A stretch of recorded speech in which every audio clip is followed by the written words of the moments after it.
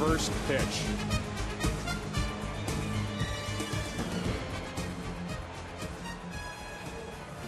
Tonight, one of baseball's greatest traditions is hosted by one of the game's most storied franchises, as the Midsummer Classic returns to Cincinnati for the first time since 1988.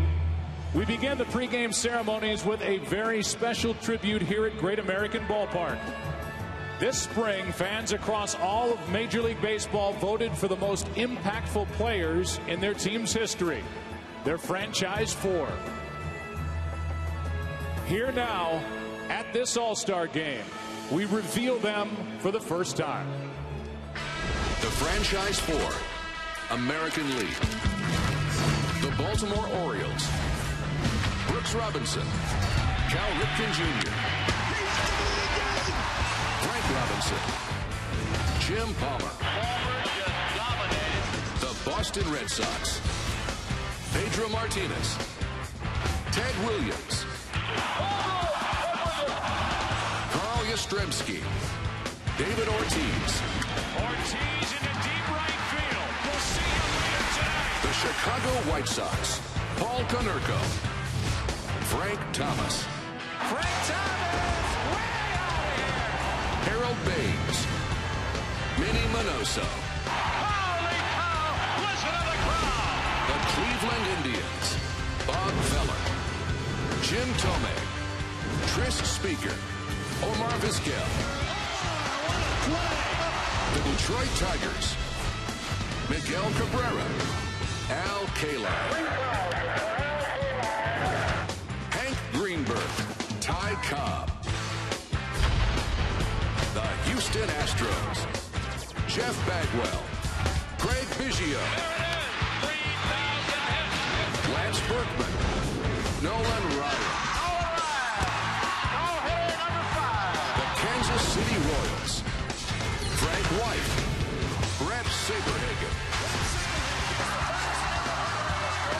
Dan Quisenberry. George Brett.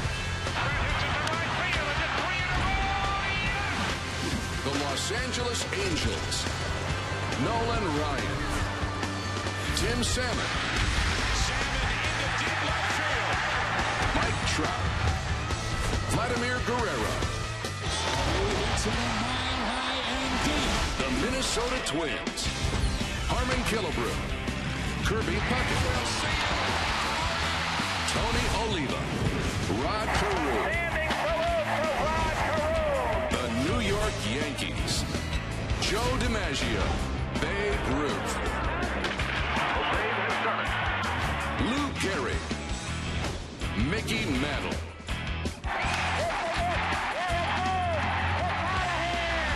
The Oakland Athletics. Reggie Jackson. Jimmy Fox. Dennis Eckersley. Ricky Henderson. The Seattle Mariners. Edgar Martinez. Ken Griffey Jr. Ichiro Suzuki. Felix Hernandez. The Tampa Bay Rays. James Shields. David Price. Ben Zobrist. Evan Longoria. The Texas Rangers. Michael Young. Ivan Rodriguez. Adrian Beltre. Nolan Ryan.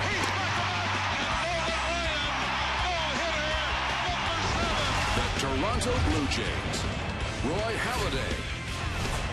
Roberto Alomar. With a sensational play. Carlos Delgado. Joe Carter. The Blue Jays are World Series champions. The franchise four, National League. The Arizona Diamondbacks. Randy Johnson. Paul Goldschmidt. Kurt Schilling. Luis Gonzalez. Diamondbacks win. They're the world champions. The Atlanta Braves. Greg Maddux. Chipper Jones. High drive. It's a 5-hit game. Warren Spahn. Hank Aaron. There's a new home run champion of all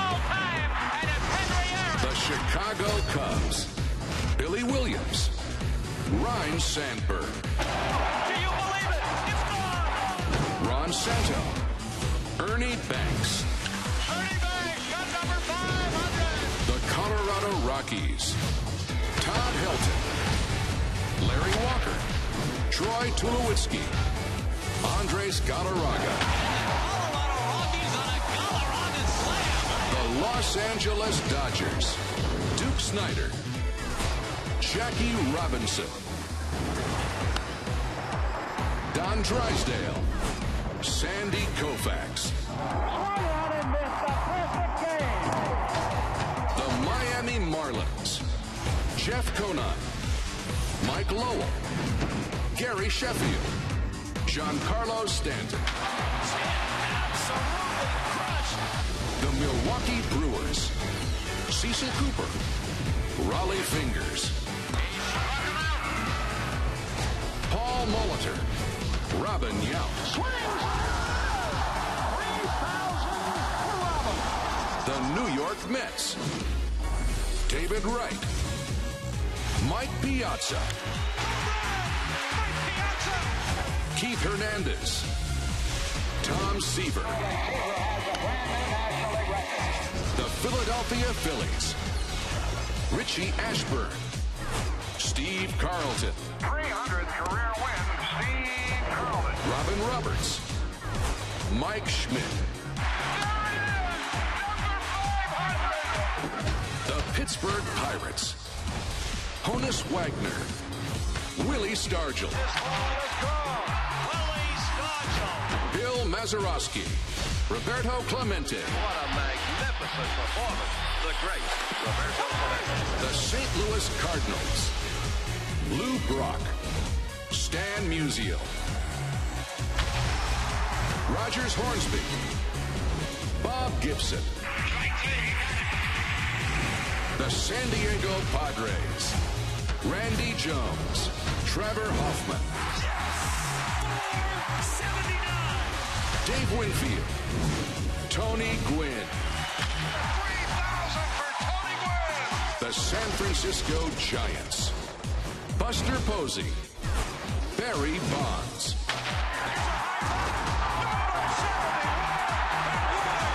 Willie McCovey. Willie Mays. The Washington Nationals. Andre Dawson. Tim The Raines. National League batting champion has come back with a vengeance. Vladimir Guerrero. Gary Carter. A home run for Gary Carter. Well, there is one team missing. And now for the hometown team, we go to a hometown guy from Anderson High School, our colleague at Fox Sports. Here's Cincinnati's own Tom Brenneman. Joe, thank you very much. What a great tribute that was to the outstanding collection of players chosen to represent all the franchises around Major League Baseball. And Cincinnati, here we are. It's only fitting that we cap off the franchise 4 list with baseball's first franchise, baseball's oldest franchise, with our guys in our great, great city of Cincinnati, Ohio.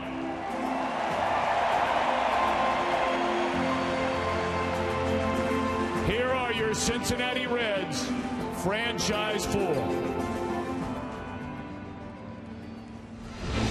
This legendary catcher redefined his position with powerful offense at the plate and superb defense that shut down the opposition on the base pass. A 2-time National League Most Valuable Player, and his 14 All-Star appearances tied for the most by any catcher in Major League history.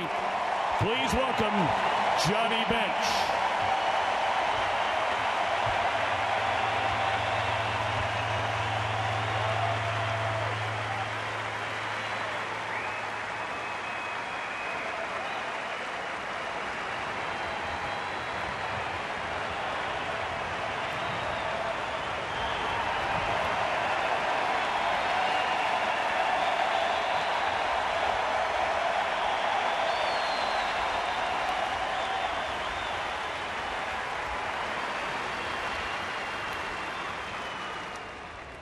Our next honoree is widely regarded as one of the most complete players in baseball history, the quintessential five-tool player throughout his 19-year career. He was baseball's first 30-30 shortstop. Led the Reds to a wire-to-wire World Series title in 1990. A Cincinnati Moeller High School graduate. Please welcome Barry Larkin.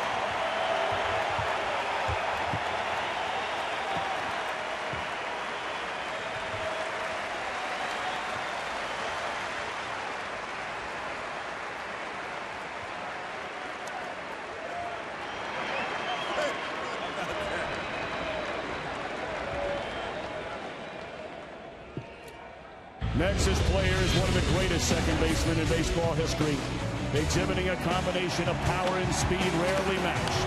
He won back-to-back National League Most Valuable Player awards in 1975 and 1976, and the driving force behind what became the Big Red Machine.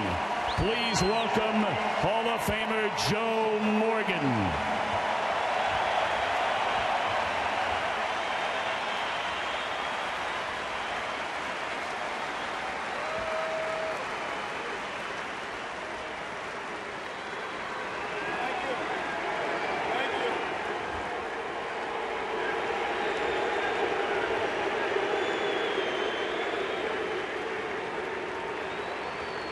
One final thank you.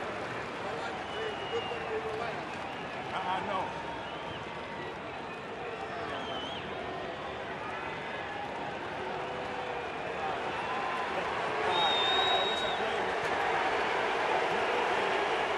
Last but not least, our next honoree inspired fans in Cincinnati and across the country.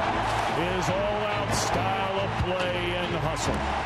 A three-time batting champion, provided fans with one of the most iconic moments in baseball history when he collected hit number 4192 right here in his hometown from Western Hills High School in Cincinnati. Please welcome Pete Rose.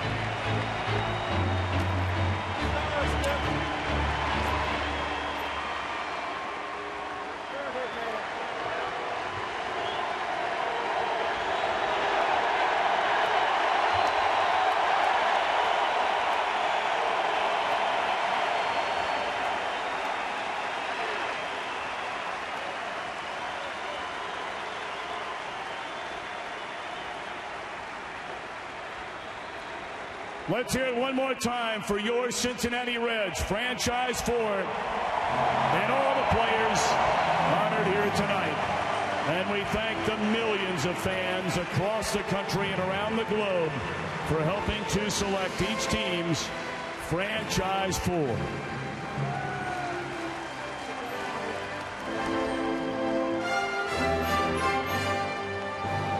What a moment here in Cincinnati for Johnny Bench. And for Barry Larkin. Our games. And for Joe Morgan. And of course, Pete Rose, as they salute him here at Great American Ballpark. The greatest living legends across MLB coming up.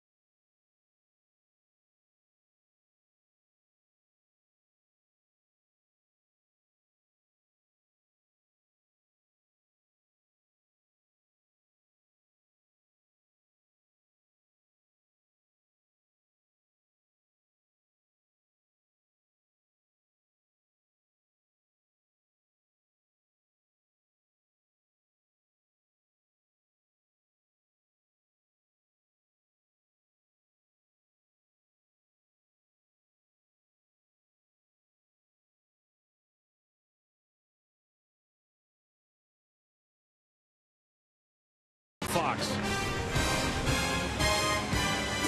Cincinnati hosts to the Major League Baseball All-Star Game for the 5th time.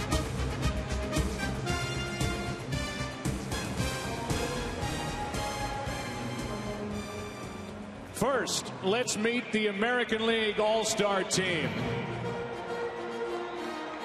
The coaches from the Houston Astros, A.J. Hinch. And from the Seattle Mariners, Lloyd McClendon. And now the players. For the Baltimore Orioles, Manny Machado. Zach Britton. And Darren O'Day. From the Boston Red Sox, Brock Holt. From the Chicago White Sox, Chris Sale. From the Cleveland Indians, Jason Kipnis. From the Detroit Tigers, Jose Iglesias. David Price. And J.D. Martinez. From the Kansas City Royals, Mike Moustakas. Wade Davis. And Kelvin Herrera. From the Los Angeles Angels of Anaheim, Hector Santiago. From the Minnesota Twins, Brian Dozier. Glenn Perkins. From the New York Yankees, Brett Gardner. Mark Teixeira. And Dellin Betances. From the Oakland Athletics, Stephen Vogt. And Sonny Gray. From the Seattle Mariners, Felix Hernandez. From the Tampa Bay Rays, Chris Archer. And Brad Boxberger. From the Texas Rangers, Prince Fielder. From the Toronto Blue Jays, Russell Martin.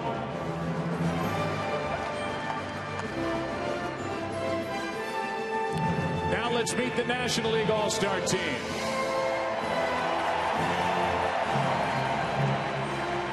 First, the coaches from your Cincinnati Reds, Brian Price.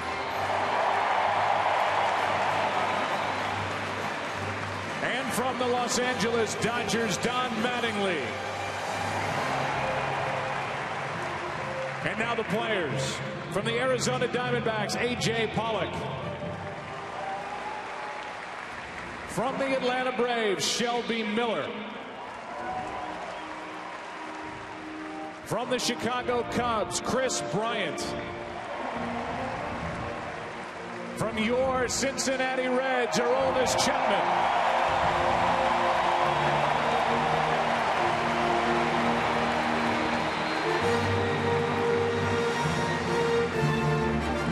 From the Colorado Rockies, Troy Tulowitzki. And Nolan Arenado. From the Los Angeles Dodgers, Yasmani Grandal. Clayton Kershaw. And Adrian Gonzalez.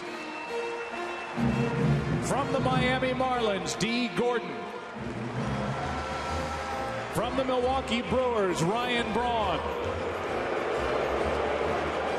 Francisco Rodriguez. Now from the New York Mets, Jacob deGrom. From the Philadelphia Phillies, Jonathan Papelbon. From the Pittsburgh Pirates, A.J. Burnett. Mark Melancon. And Garrett Cole. From the St. Louis Cardinals, Yadier Molina.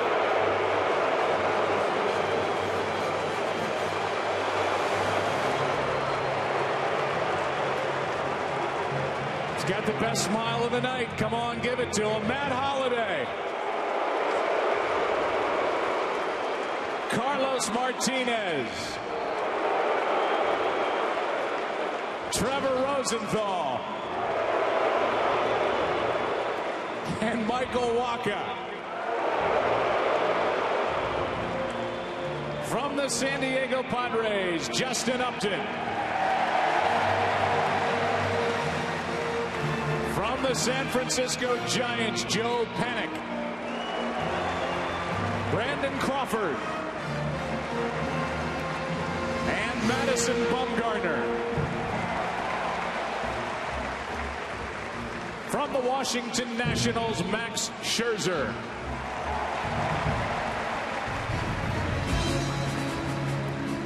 And now let's meet the American League manager in the starting lineup. The manager from the 2014 American League champion Kansas City Royals, Ned Yost.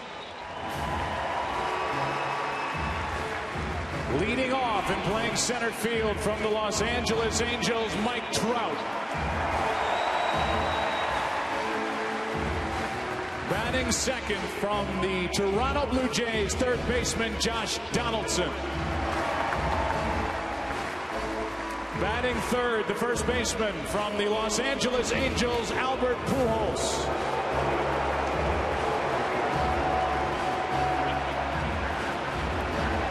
Batting fourth, the designated hitter from the Seattle Mariners, Nelson Cruz. Batting fifth and playing right field from the Kansas City Royals, Lorenzo Cain. Batting sixth and playing left field from the Baltimore Orioles, Adam Jones. Batting seventh, the catcher from the Kansas City Royals, out in the bullpen, Salvador Perez.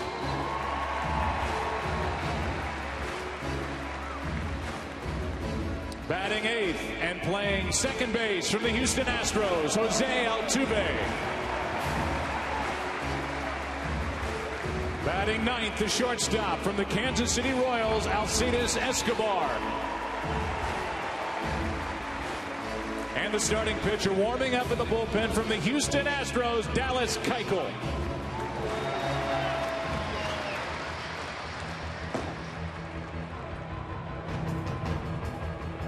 And now let's meet the National League manager and starting lineup. The manager from the 2014 World Series champion San Francisco Giants, Bruce Bochy.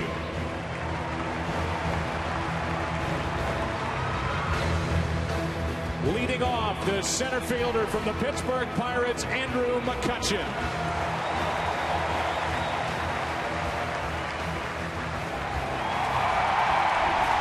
Batting second and playing third base, and the home run derby champion, and from your Cincinnati Reds, Todd Frazier.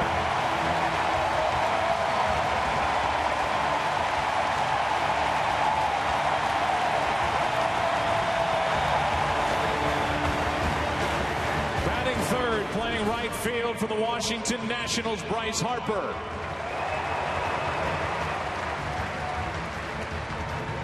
Batting cleanup and playing first base from the Arizona Diamondbacks, Paul Goldschmidt. Batting fifth, the catcher from the San Francisco Giants, Buster Posey.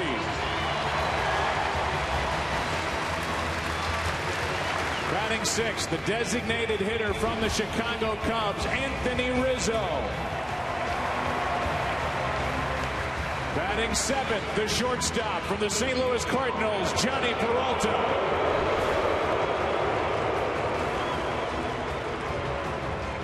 Batting eighth and playing left field from the Los Angeles Dodgers, Jock Peterson. Batting ninth and playing second base from the Colorado Rockies, DJ LeMahieu.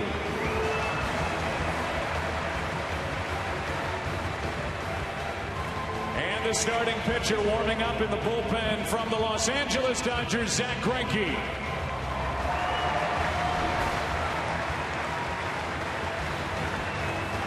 Ladies and gentlemen, your 2015 American League and National League All-Stars.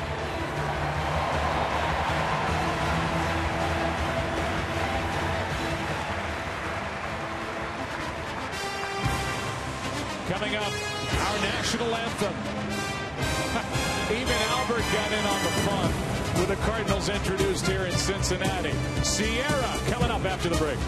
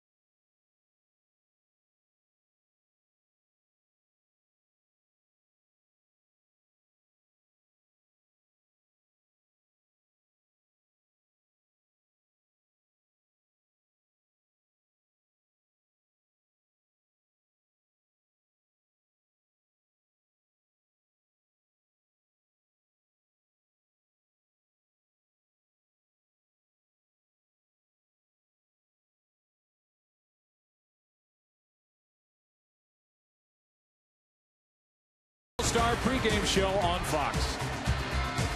Worried about the weather all week long, but it is gorgeous here in Cincinnati. Humid, but right now the rain is staying away.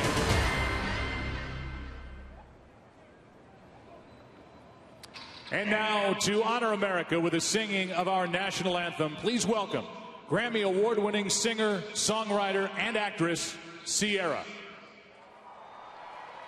Oh, say, can you see by the dawn's early light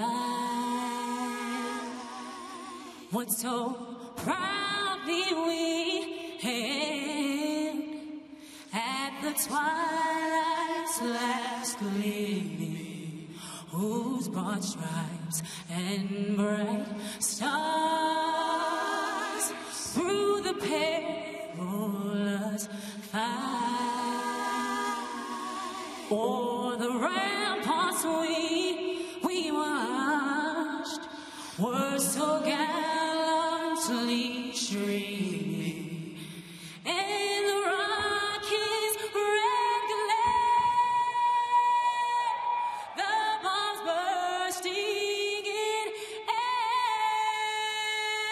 gave proof through the night that our flag was still there. Oh, say does that star-spangled banner yet wave o'er the land of the free and the home of the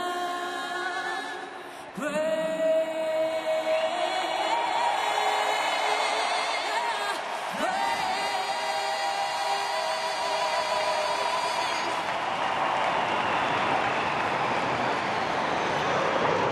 A special moment coming up from here in Cincinnati before this All-Star game as Major League Baseball reveals their greatest living legends.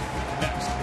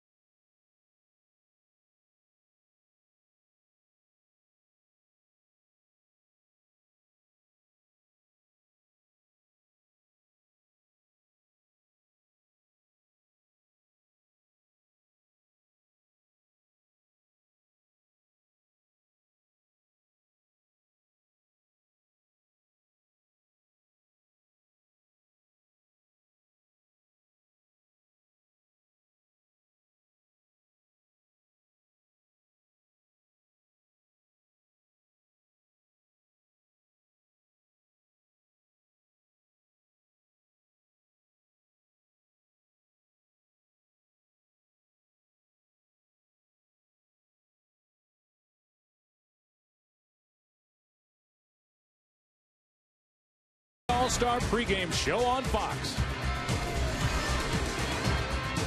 Back in Cincinnati, getting ready for first pitch of this 86th MLB All-Star game at Great American Ballpark.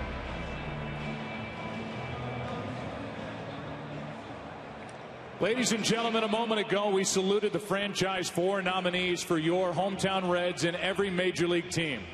But now it's time to honor the ultimate franchise four. These four men were selected by fans across all of Major League Baseball as baseball's greatest living players and stand among the very best the game has ever seen. And they are here with us tonight. Please welcome Hank Aaron, Johnny Bench, Sandy Koufax, and Willie Mays.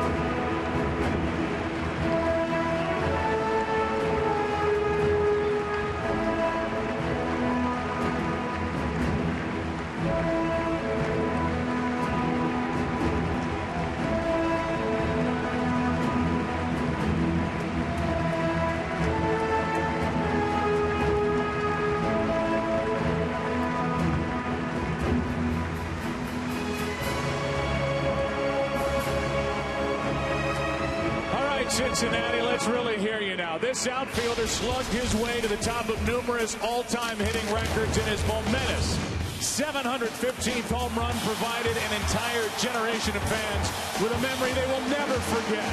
His 25 All-Star Game selections are the most in baseball history. He's remained a true ambassador of the game long after his storied career came to an end. Please welcome the great Hank Aaron.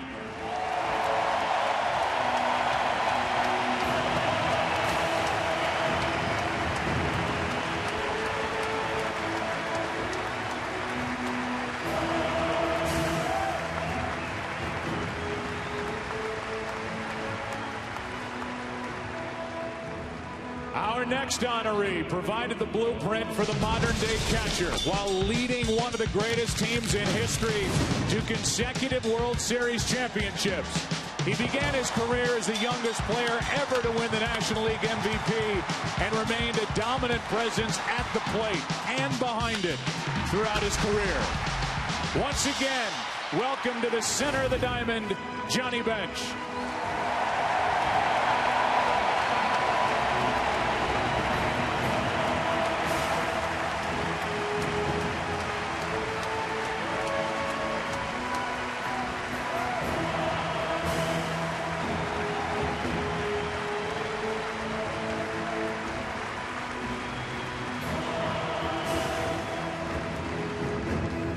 Although he last appeared on the mound nearly 50 years ago, this pitcher's brilliance on the mound remains unmatched even to this day. The left-hander possessed arguably the greatest curveball in baseball history, using it to toss 4 no-hitters in his career and win the pitcher's Triple Crown during 3 different seasons. Please welcome Sandy Koufax.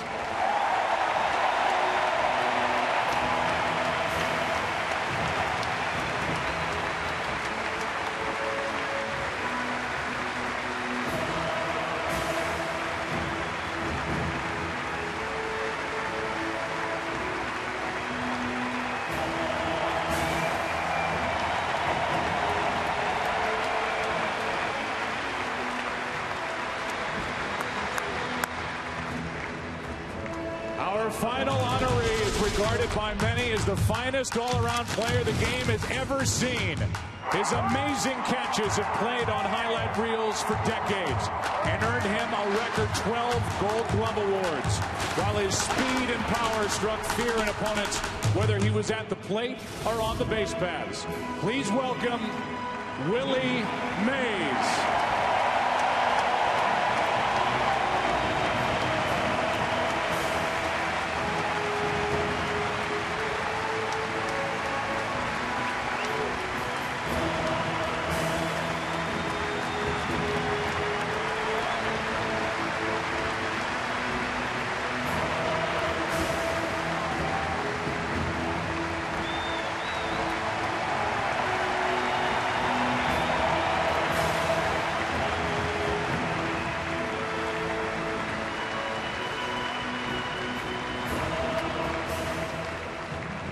Well, it's time for the ceremonial first pitch, and we obviously already have a pitcher and a catcher out there.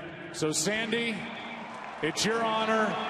Johnny, do you have a glove? You're just going barehanded. Throw him a curveball, Koufax. Let's see it. There's a glove. Koufax to Bench.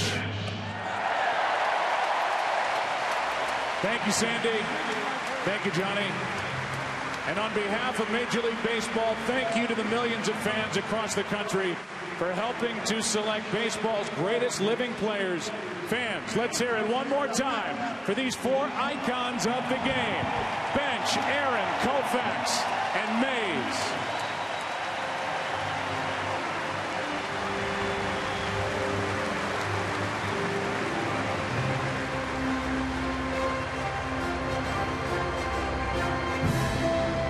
Take one of our final breaks before we set up this game and see the first pitch and play this 86th MLB All-Star game. It's already been fun in Cincinnati.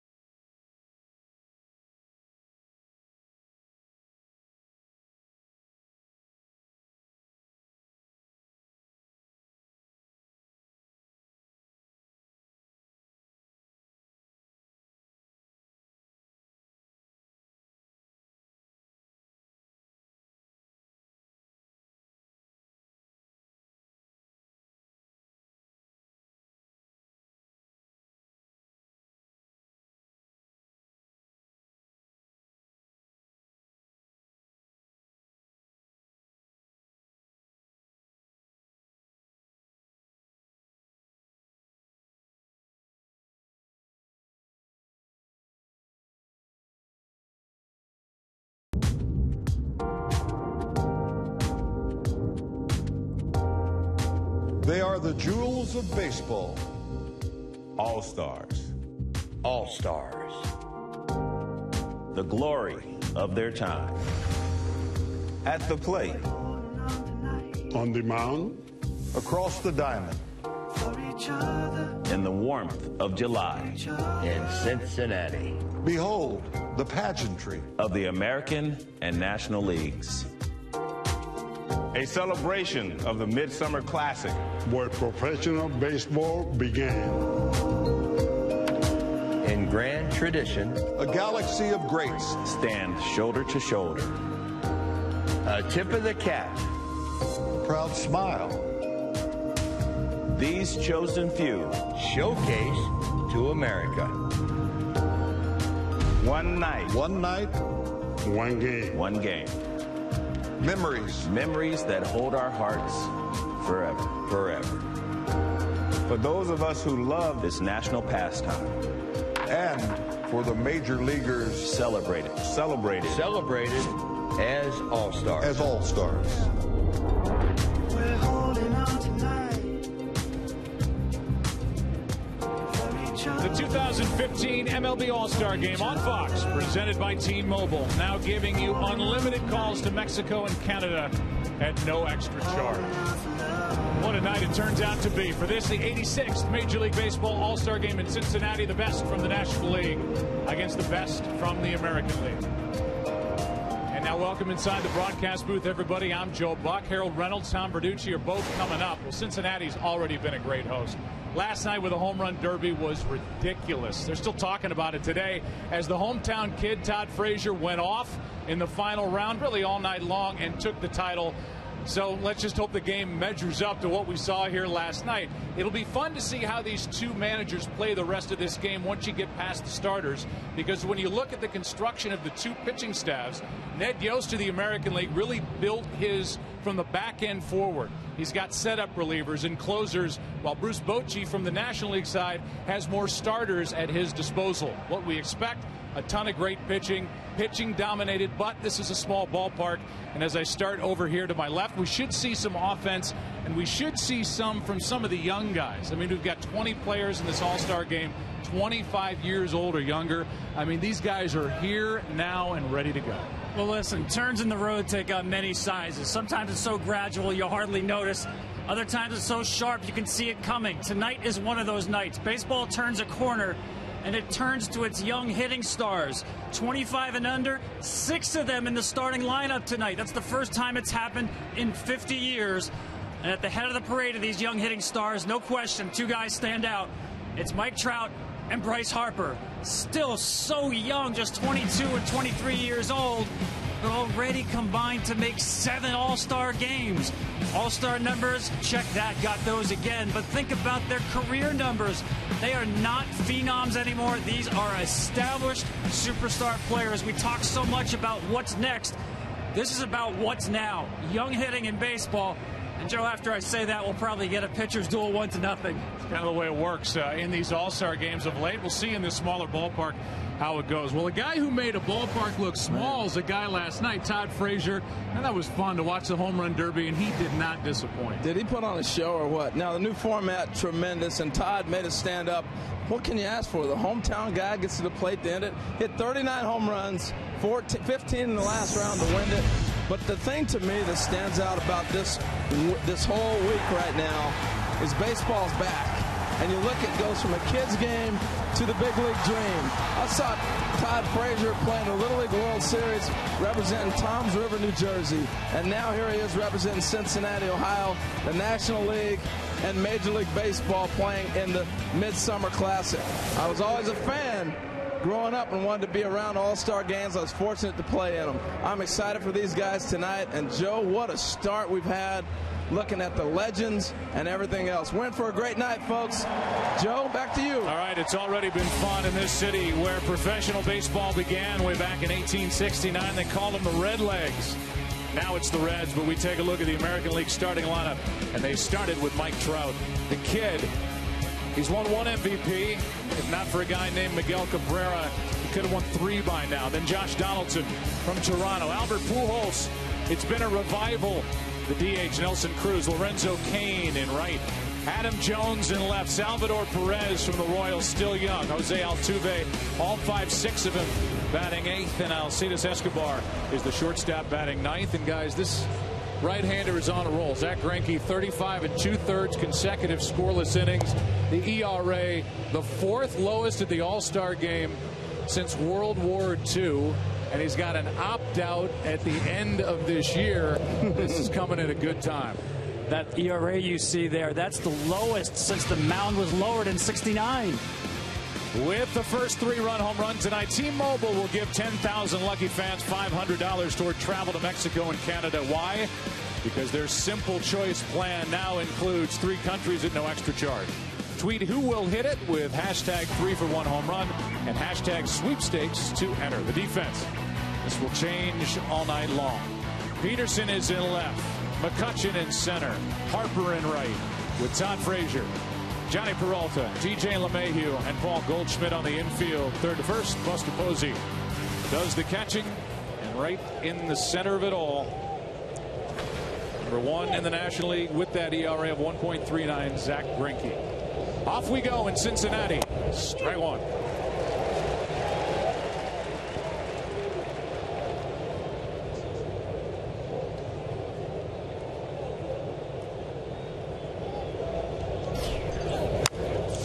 You know what's amazing about Zach Greinke is the location. And watching him be able to hit his spots is one of the reasons, Tom, he is off to such a terrific start. It's almost like hold the glove a spot, he's going to hit it. Well, I'll tell you, he's got 5 different pitches, all thrown from the same release point. I say he's harder to read than Dostoevsky. Here's an 0-2 pitch. Outside. Harold's going back in his mind saying, did I face Dostoevsky in the Pacific Coast League? I'm telling you.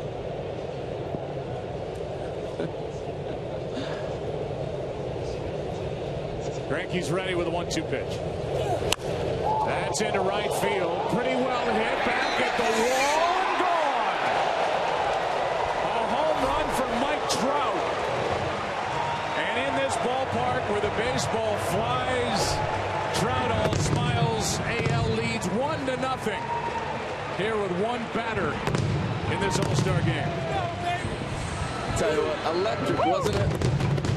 Watch this swing. It's a ball down and away, and he just stays with it. Now, having played in that Angels-Dodgers rivalry, he has seen Zach Greinke before, but you get Mike Trout, anything down and away. Look at him stay with this ball. What a pretty swing.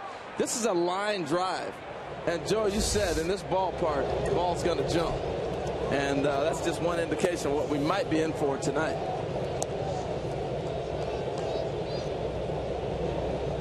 That's the first leadoff home run in an All-Star game since Bo Jackson went deep to center out in San Francisco in 1989, and now a bat launch. Yeah, we've had Bo Jackson, and remember when Tommy Lasorda was ducking bats in Seattle? That's right. That's what that reminded me of. How do you like this leg kick by Donaldson? Well, that is, I'm in an All-Star game, and I'm trying to go bridge. I am trying to leave. Got the high leg kick and the hard swing on a ball away. He didn't catch up to it. Zach Greinke still trying to figure out what hit him. His last 5 starts, of course, no home runs, no runs allowed. There's your wake-up call. So with a run home and nobody out, a 1-1. Donaldson lucky to hang on to the bat there. That 89 home run by Bo was in Anaheim, and people were still talking about it when that thing was launched into dead center field. Years after, it's still a great highlight in the history of this Midsummer Classic. That's low. And the count evens 2-2.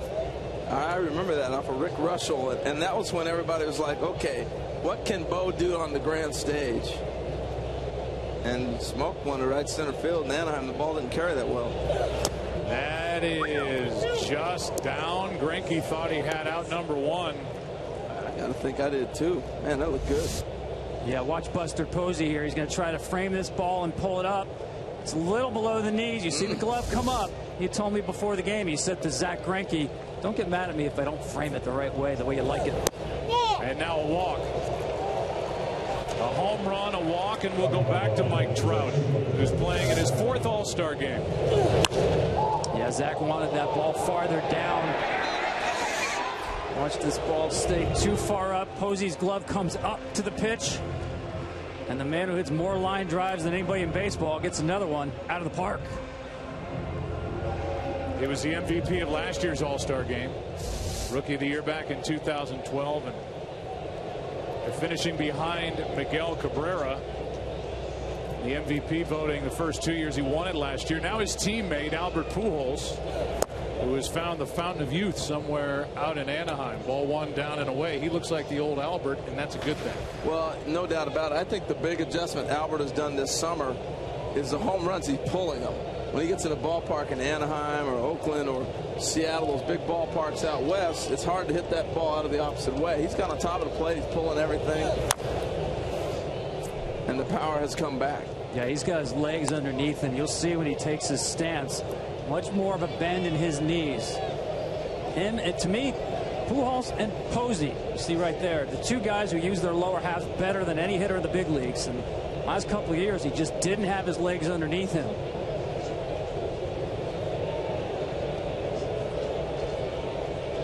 Had a great month of June, and he's tied up down and in. That strike two. Albert Pujols in his 10th All-Star game. As there's the swing and miss for strike two, and it's his first time as an All-Star since signing that big 10-year $240 million deal with the Angels. Three-time MVP. This has been some work already for Zach Greinke. Yeah, but the thing about Zach right now, you saw that pitch right there. He's looking for a ground ball, maybe get a double play. You know, that's what he does to minimize innings and be able to keep himself in the game, get out of jams. He can pitch. He doesn't need to rely on a strikeout. He'll get a double play ball if he needs it.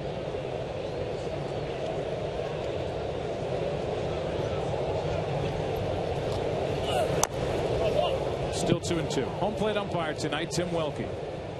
Jerry Meals is at first. Paul Schreiber at second. Ron Kolpa is at third. James Hoy is in left. Alan Porter in right. And the replay umpire is Brian Gorman.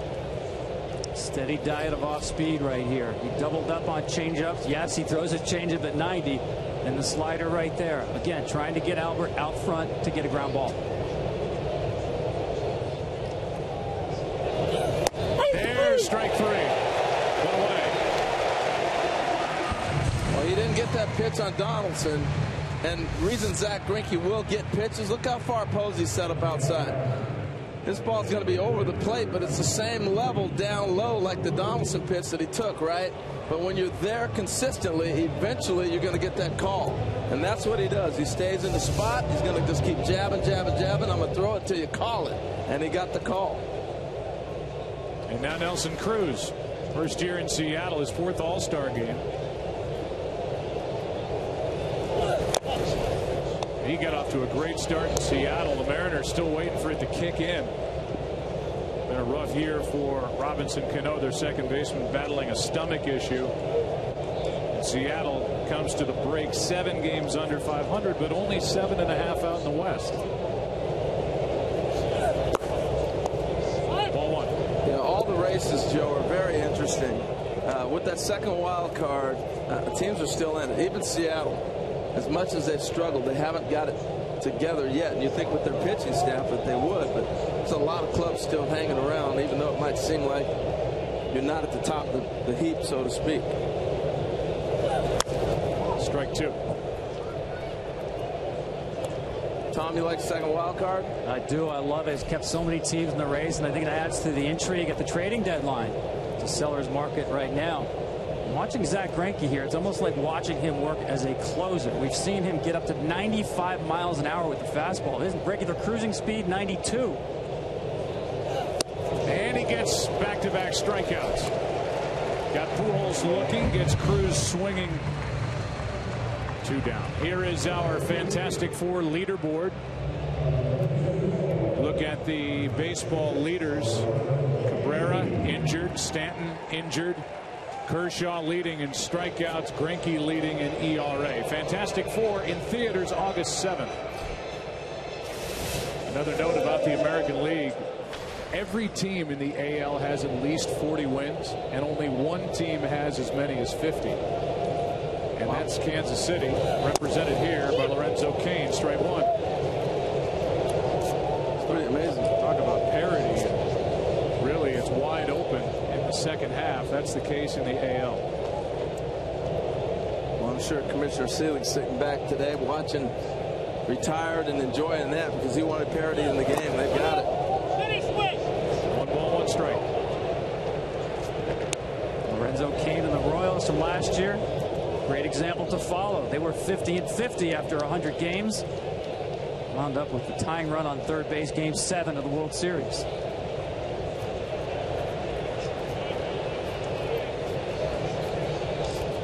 Little pop-up.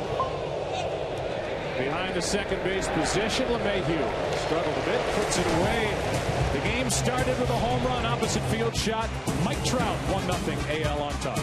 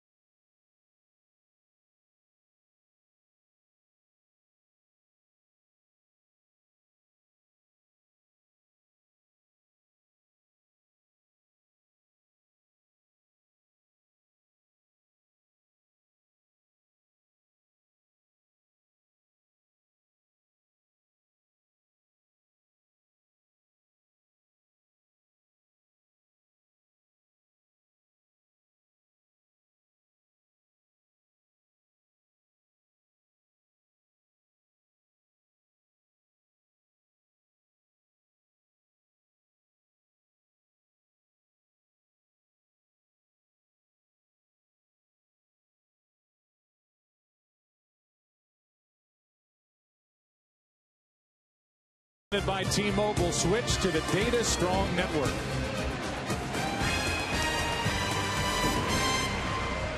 Here's the lineup for the National League. Andrew McCutchen will lead it off. Todd Frazier will get another big round of applause. And Bryce Harper, Paul Goldschmidt, Buster Posey, the DH Anthony Rizzo, Johnny Peralta, the shortstop Jock Peterson, and DJ LeMahieu against Dallas Keuchel. And off we go, 1-0 AL. After telling us that he was going to throw it as hard as he possibly could for his first pitch of the All-Star game, 89 miles per hour. As we give you a look at Dallas Keuchel and his numbers, he gets a pop-up right side, easy for Albert Pujols. That's one away. That was our pitcher profile, brought to you by Ford. And at the right old age of 27, as Todd Frazier digs in, he is the elder statesman with the Houston Astros. Here's Frazier.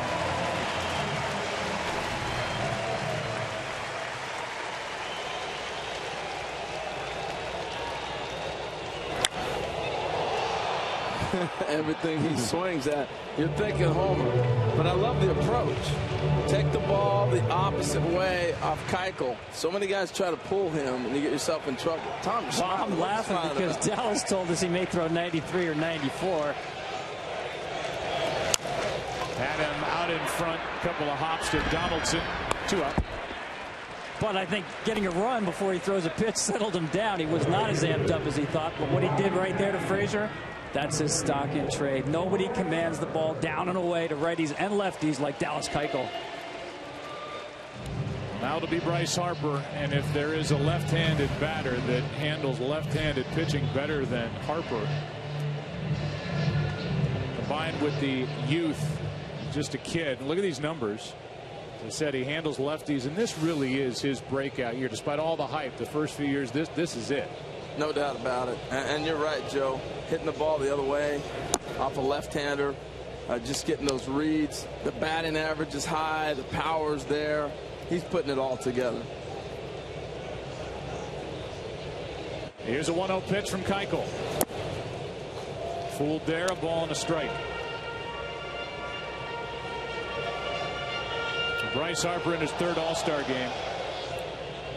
2012 Rookie of the Year. He was a teenager when he first went to the Midsummer Classic back in that 2012 season. That's inside ball 2. Yeah, the difference is he's so much calmer now. He's let the game come to him. He's not running around crazy expecting things to happen. He's making them happen. And he's healthy. Yes.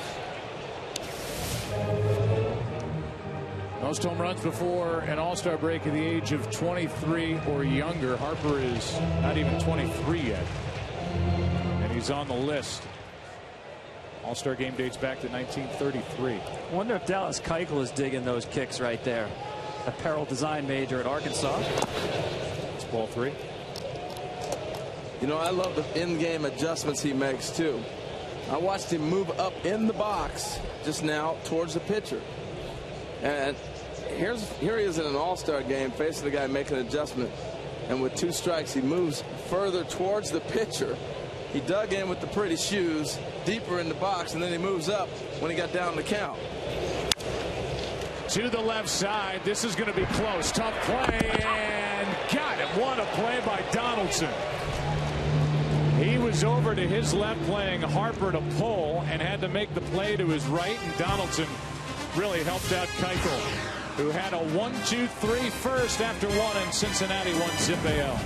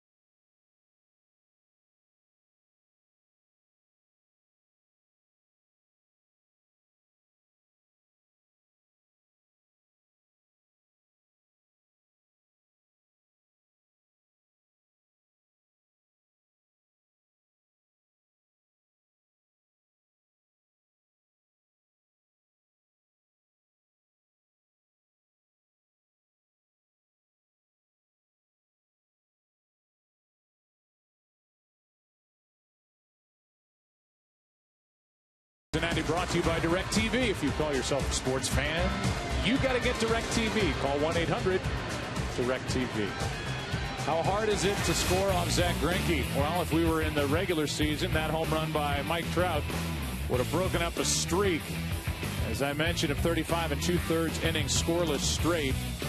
And you see the names he's on a list with the lowest ERA at the All-Star break, with a minimum of 100 innings pitched. I mean, names like Tiant, Gibson, now Greinke's on there. 1.39. When I started looking, 1968, they lowered the mound after 68? That's right. Bob Gibson. It was all his fault. He was too good for baseball.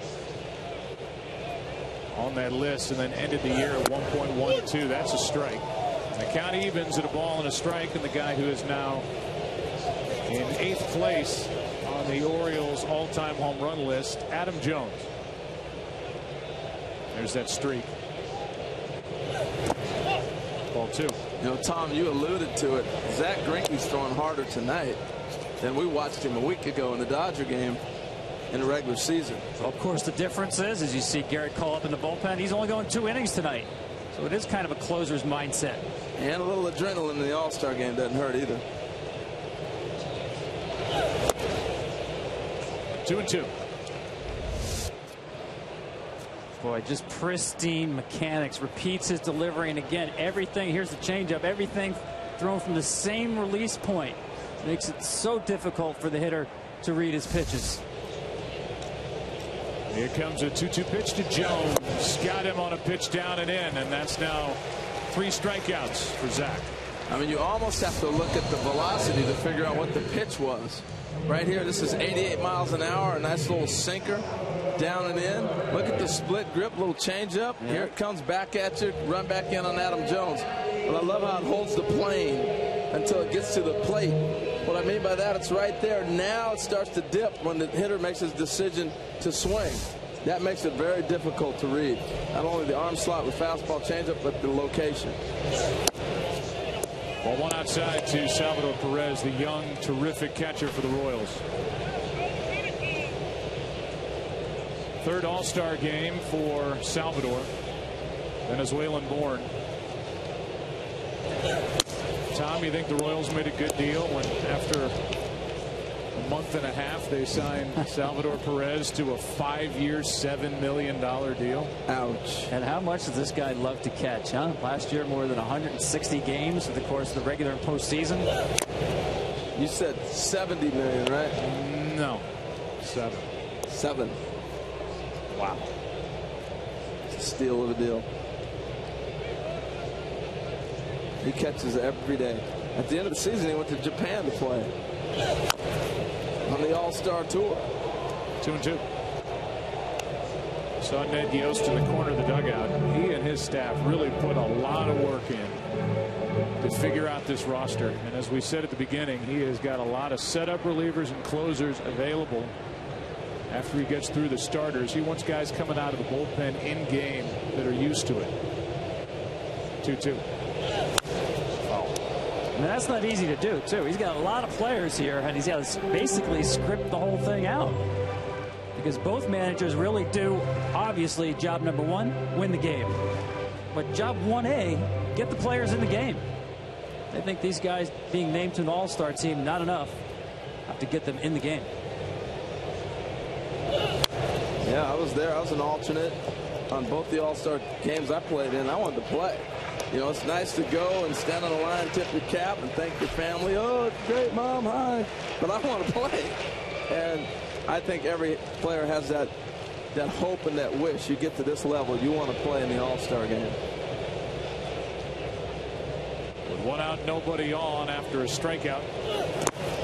It's a full count on Salvador Perez with Jose Altuve next. You know, Joe, the other thing that was interesting, though, is Ned said, hey, in his meeting with the team, at this time last year, we were 7 games back, the Royals, his club. This means something to everybody in the locker room. I thought that was pretty cool. They ended up obviously winning the American League, having home field advantage in the World Series. They just got bumgarnered. Yeah, they did. Just caught that. They ran it to the mad bum. I mean, buzzsaw. Is he closing tonight, by the way? No, I don't think so. There was a report, and Bruce Bochy actually confirmed it, that Madison said, either I'm starting or I'm closing. That's not the case. Struck him out on a 9-pitch at bat at 95. I mean, wow. Impressive from Zach Greinke. It's an all-star tradition for Chevy to award the MVP with a new vehicle. What would you pick? The Chevy Silverado Midnight Edition or the all-new Camaro? Make your pick now at ChevyBaseball.com.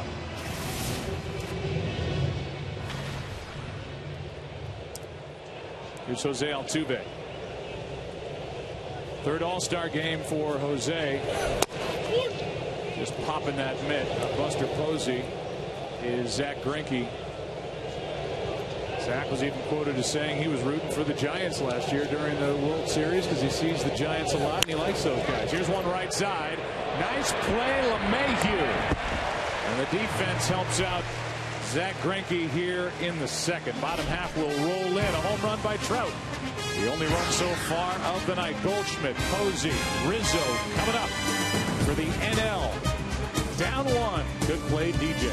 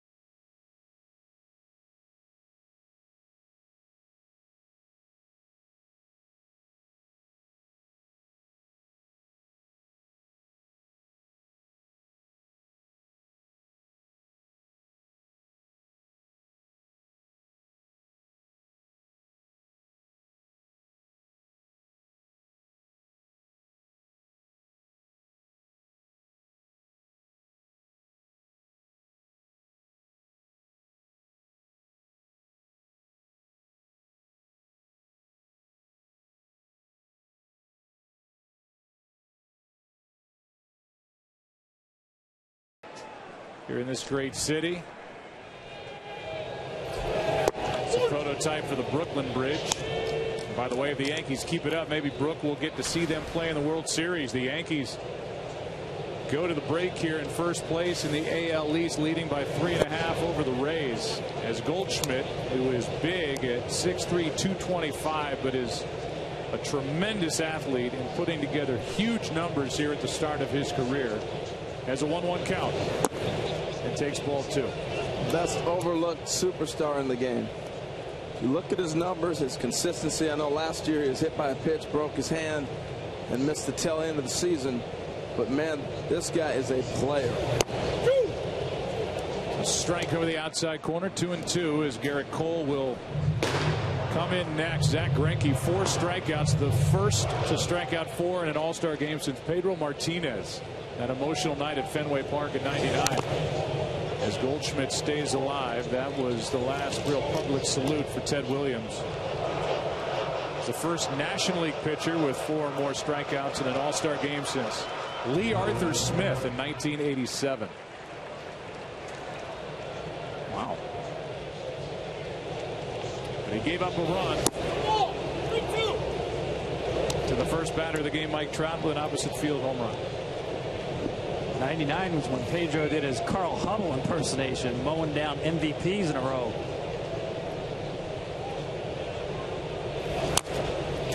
Left side, Goldschmidt can really run, and safe as the throw just does stay in play. And with good base running, down to second he goes with nobody out.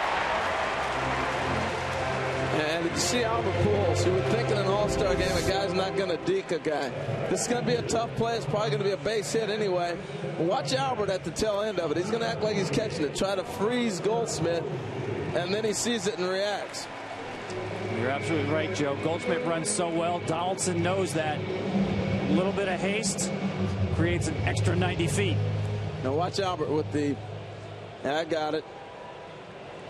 Trying to freeze that runner from advancing to second. Didn't work. It's a base hit, the first of the night for the National League. Then the error by Donaldson, who's got 10 in the first half with the Blue Jays, and now Buster Posey. And if there is one guy who represents what a winner looks like in the game today, in my opinion, it's this guy standing at the plate. That's all he does is win. He advances the runner over to third, the tying run, as Escobar gooses it over to first. 1 out. That's winning baseball. And that's the Giants' way. 3 championships in 5 years. And this guy's been the centerpiece. You know, we're so searching so hard to find who's the face of baseball. I think it's great when you have a conversation that throws in 10 or 12 players and you don't know. I think Buster's got to be right at the top. I agree, and I think Ned Yost here playing aggressively. The ground ball pitcher on the mound who induces soft contact. Bring the infield in. He knows if he can get to that bullpen, the recipe's set up. So the infield is in. Keuchel on the mound. Anthony Rizzo at the plate. He handles lefties well as well. Just another note on Buster Posey. 2010 Rookie of the Year, the MVP in 2012, and the only catcher in baseball history to win 2 or more World Series, an MVP, and a batting title in his career already. Rizzo, strike 1. He's 28 years old. He doesn't have a trophy room. He's got a trophy wing. My goodness. Think about 28 years old. That's how old Jackie Robinson was when he broke in as a Rookie of the Year. So we've gotten spoiled with these young players. Rizzo tied up, strike 2. 28, you're just figuring it out. Buster's getting ready to go on another great run for another 5-6 years. And here's where Anthony Rizzo goes in 2-strike mode. Gets rid of the leg kick, shortens up on the bat, really takes his legs out of the swing entirely. Tries to put it in play. 2-time All-Star Rizzo spits on that pitch down and in, 2-2. I just marvel at how close he stands to the plate. I know he's got an open stance, but if you look at his hands, they're basically hanging over the plate. He's daring you to pitch him in. Good play by Perez to save a wild pitch, ball 3. There's Rob Manfred, commissioner of baseball in his first year.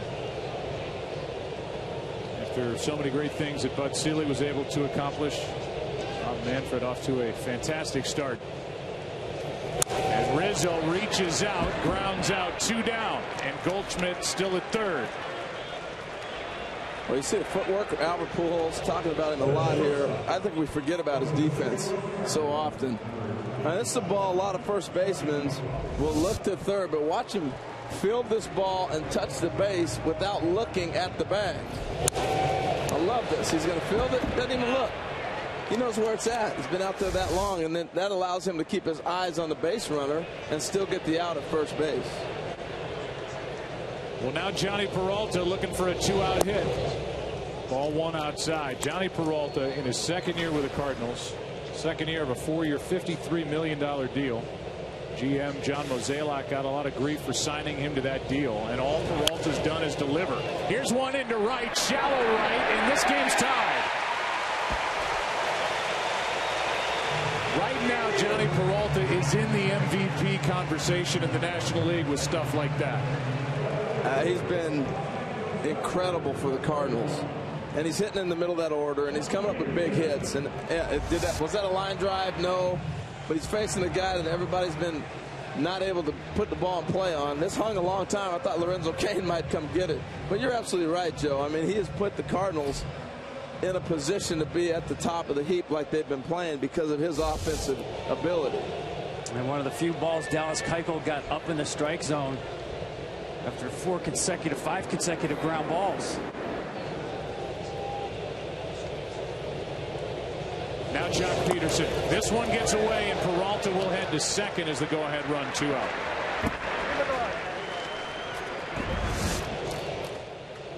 Again, commanding down and away this time.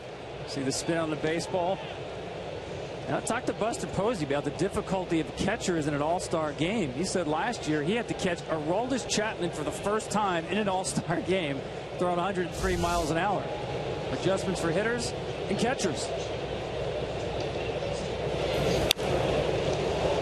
Jock Peterson was #1 among the player votes for a non-starting outfielder. He's the first Dodger rookie all-star since Hideo Nomo in 1995.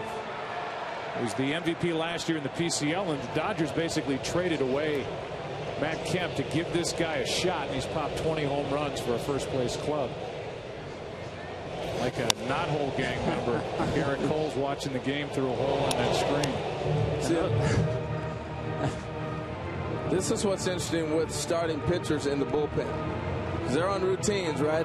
Before they go into a game, they get their running, their throwing, and then they go right to a ball game. They don't warm up out there and stand around like he's doing right now. That's the difference in an all-star game you're going to run into. Peterson went around, and the strikeout ends the inning, but the National League has tied it on a 2-out hit by Johnny Peralta. 1-1 after a couple. And when we come back, we'll see Mike Trout. He's already homered tonight. He's due up second for the AL. Back after this from your local Fox station.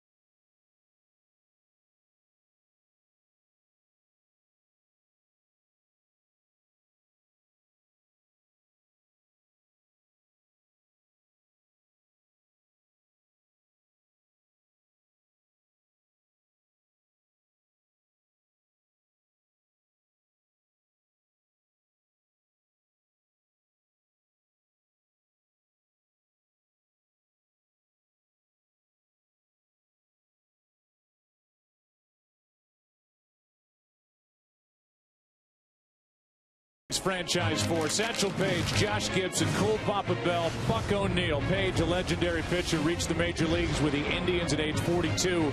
Pitched in the 48 World Series. Gibson, widely regarded as the greatest power hitter in the history of the Negro Leagues. Bell, a switch-hitting outfielder, electrifying speed, and Buck O'Neil, a first baseman manager primarily with the Kansas City Monarchs. In his later years, one of the foremost ambassadors for all of baseball. And I know I speak on behalf of the two of you. One of the sweetest gentlemen that any one of the three of us has ever met in or out of the game. But Buck would say, What about Oscar Charlton? Oscar Charlton was the next Willie Mays. What about Buck Leonard? He was phenomenal. Here's Garrett Cole representing the Pittsburgh Pirates. And our pitcher profile is brought to you by Ford, as Felix Hernandez will take over next for the AL. 1-1 game. First pitch is a ball, now another. 2-0 on Alcides Escobar, who's hitting .290. Garrett Cole representing the Pirates, and pure power. Average fastball velocity 96. Leading the league with his 13 wins. Tell you what, the Royals took a lot of grief during the voting process, right? But if you look at their players, they're having good seasons. They really are. As late as June 15th, the voting showed 8 Royals and Mike Trout lined up to start the All-Star game for the American League. It was balanced out the rest of the way as the count evens 2-2.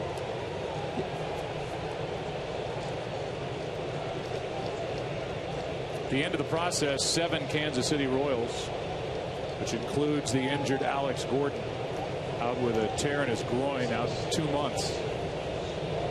Here's a 2-2. Full count. That's all pure hardball right here. 5 fastballs in a row and 1 more coming up.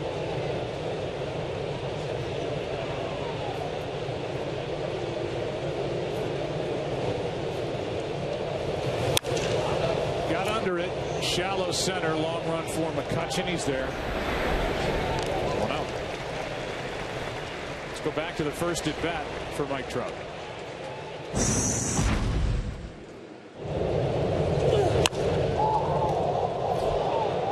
Our StatCast powered by Amazon Web Services. I wanted to swing first pitch so bad. I looked at it. I don't know why. Fastball right down the middle. He pulled the trigger at the right time. I know why he didn't swing first pitch. He never does. He's had 2 hits all year on first pitches. Actually went through his entire minor league career never swinging at the first pitch. I guess he's that good. Here's the 0-1 from Cole. Just pumping it home at 95, strike 2. Yeah, that's a tough customer to sit there and take pitches off him. Now, first pitch was a slider in this at bat, and the next pitch the fastball. But Garrett Cole, man, filthy. Good luck, Mike. First time All-Star brings it upstairs at 97.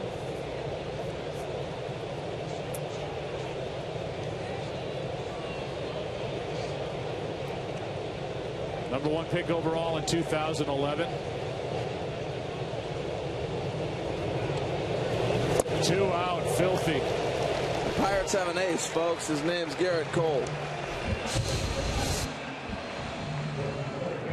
Let's go down to another ace who started tonight with Kenny Rosenthal.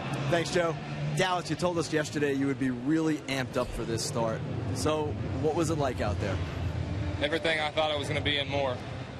I was super amped. I thought I was maybe going to throw up there. I was, outside of the World Series, it's the best competition in baseball. You get the best players in the world together for one game, and I'm just thankful to be a part of it. Now, after you warmed up, you came in and you saw the greatest living players introduced. Were you able to appreciate that? What an experience just to see those guys come out in the field. They're a little older than us, but we all know who they are, and they are the greatest living players.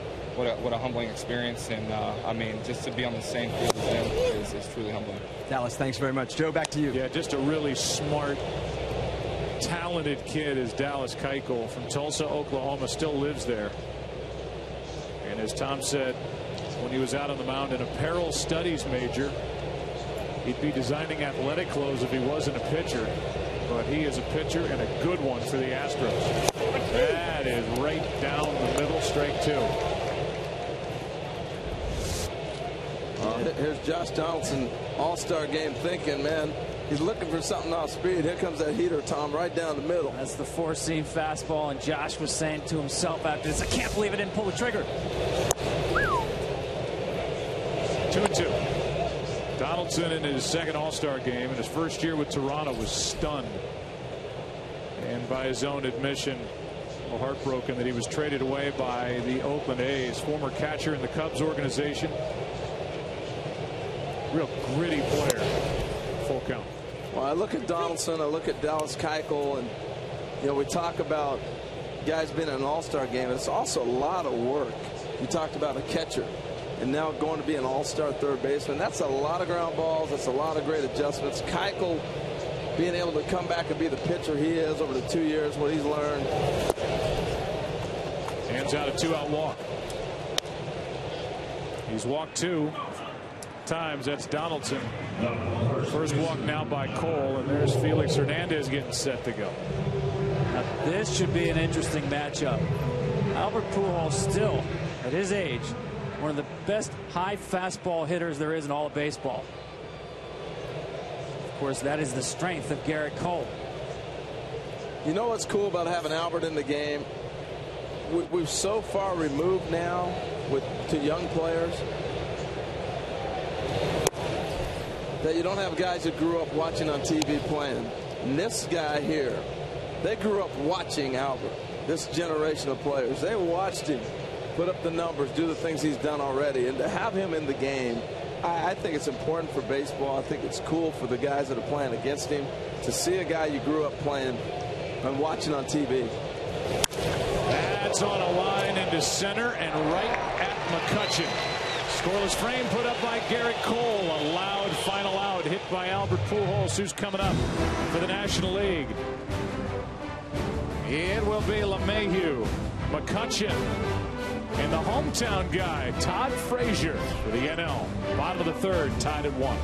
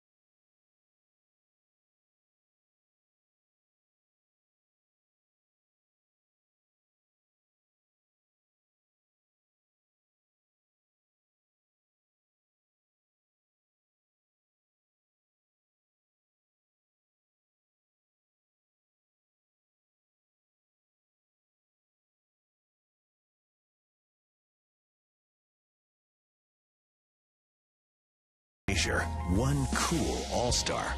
After winning the Little League World Series, he stood next to Derek Jeter. Years later, he would play in an all-star game with Derek Jeter. He can belt out Sinatra songs on request. He's hit a home run with no hands and saved a man's life using both hands. Last night, he electrified the crowd, crushing home runs. What will he do tonight? He is due up third in this third inning. Game tied 1-1.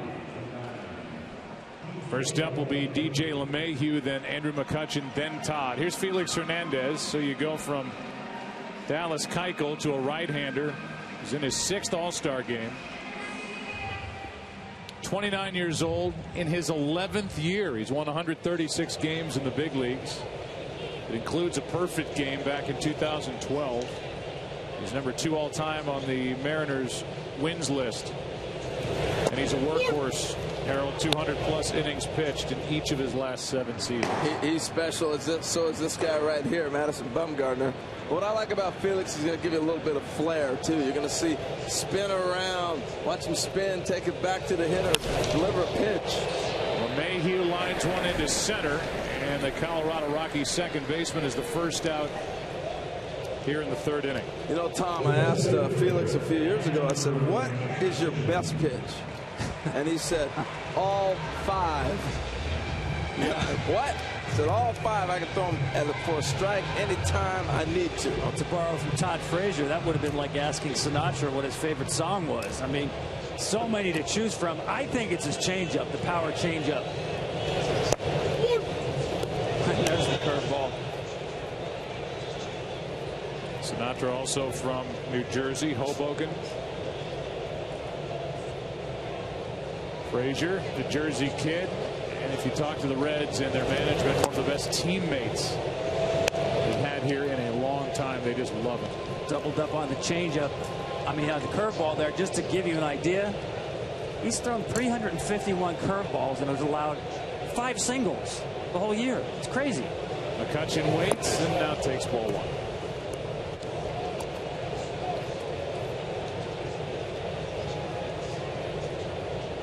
You notice the stars on the jerseys. You'll see it on the back and also down tucked in the shirt. It's a new little added touch for the all-star games that you've appeared in. They put stars there representing them. You go back and ask for another one. I want Felix's jersey. See it when he spins around. See those right there? Not 2 for you. Just balancing it out. There's out number 2. Before Todd Frazier comes up, we'll remind you tonight's telecast is presented by T-Mobile and sponsored by Chevrolet. Find new roads. Here's Frazier. There's speculation, Tom Verducci, that they call him the Todd father around here, the Jersey kid, that this is a guy that could potentially be on the trade block. Ooh. Yeah, I'm not buying it. Too valuable to this Reds franchise. Yeah, there'd be a revolt around here, especially after last night. They love him. After 3, tied at 1, Cincinnati.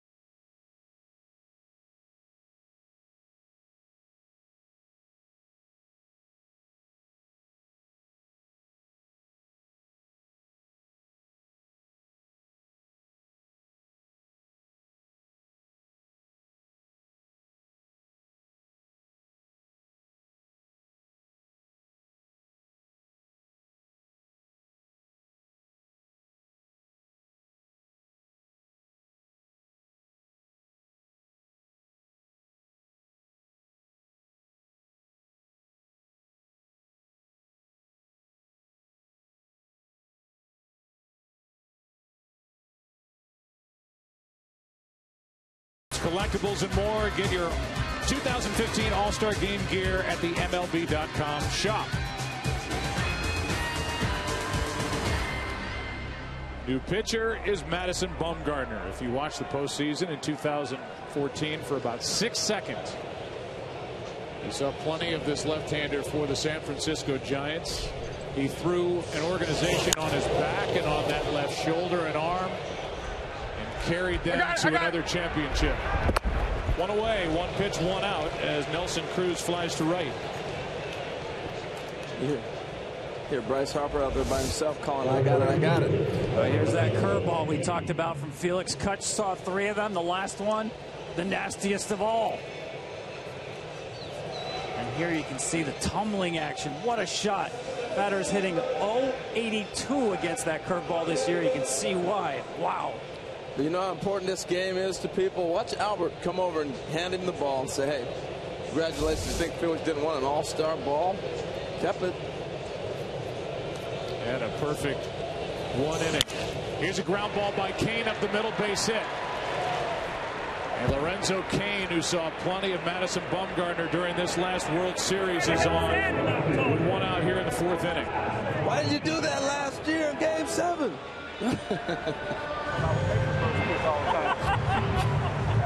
Last year in the postseason, Bumgarner just dominated through over 50 innings and had a 4-1 record, 1 save, an ERA just over 1, struck out 45, walked 6, and opponents hit 153 against him. Incredible. That's down for ball 1 to Adam Jones. You know, you were talking about Joe Lorenzo Cain that saw a lot of that last year. Rusty Coates, the first base coach, he got over there and he's like, I wasn't taking it this time. I'm telling you, I wasn't taking that first pitch this time. Cain jumped on it, grounded it up the middle for base hit. Lorenzo Cain, an amazing story here at the All-Star game. Didn't play baseball until he was 16 years old. Got cut from the basketball team. His mom wouldn't let him play football.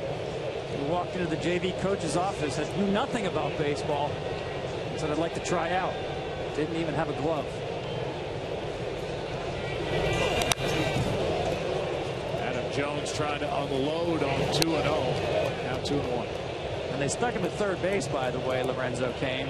He didn't have a cup either, which is how he wound up in the outfield. In a hurry. He's a tremendous athlete, as is the guy at the plate. Adam Jones, who has really become a leader over the past couple of years in Baltimore. The Orioles team put together a nice stretch, then backed off a bit before the break. They're only 4 out in the AL East.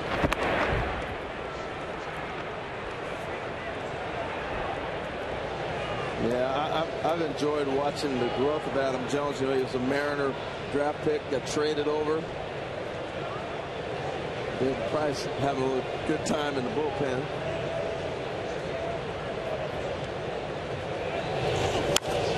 That's into right. Coming in into his left is Bryce Harper. 2 out.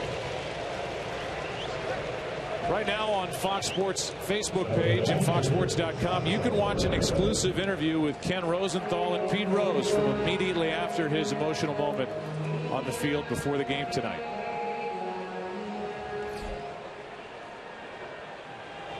With that, here's the matchup that ended the World Series. Bumgarner on the mound and Salvador Perez at the plate, fouling out to the departed Pablo Sandoval, who's now with Boston.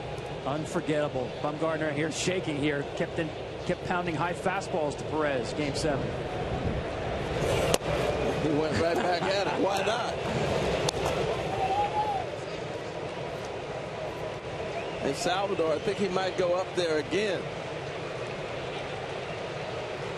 Here's specifically what Bumgarner did in that World Series, an ERA of 1/4 of a run. We'll never see it again. You think about the performance. And it's not even just the performance, how great it was, but it's the fact he came out of the bullpen in this day and age with pitch counts, and it was October, and you think somebody's going to let their ace do that again? I don't think so. 275 innings last year for Bumgarner, and his velocity is higher this year. Amazing pitcher. Good pitch down and in. He's got that long arm action. Longer than anybody in the game. And this slider and the way he can add and subtract off that breaking ball is what has brought Bumgarner to a whole new level.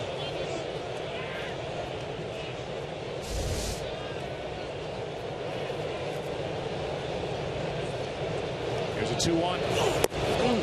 Inside ball 3 with Altuve next. I love the grunt. How about the sound that we're getting?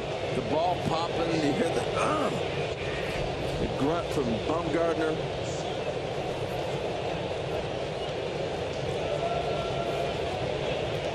Canada's getting a pretty good read there. Let's see if he runs here 3-1.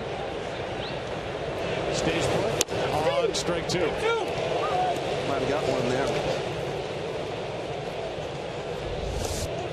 This is almost an unintentional intentional loss. This ball's outside, doesn't get back. You got the call.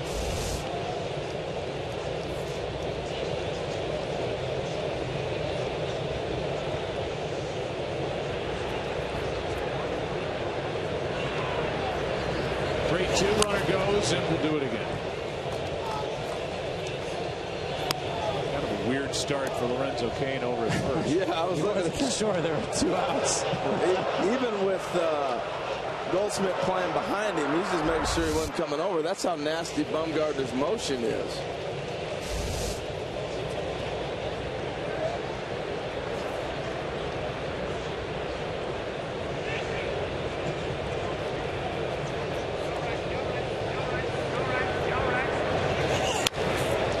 Side foul ball.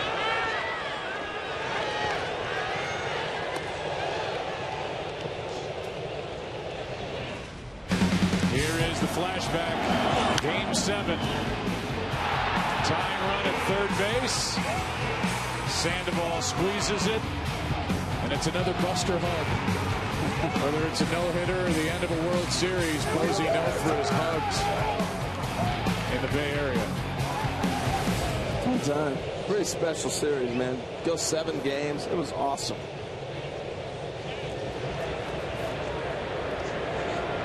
Runner will go again. They'll have to come on back. What an impressive at bat right here by Perez. I said last year that at bat game 7, all high fastballs. 3-2, he's fouled off a curveball, the fastball on his hands, and right there the slider.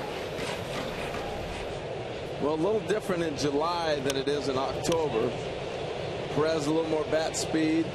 Bumgarner got a little more touch on everything else.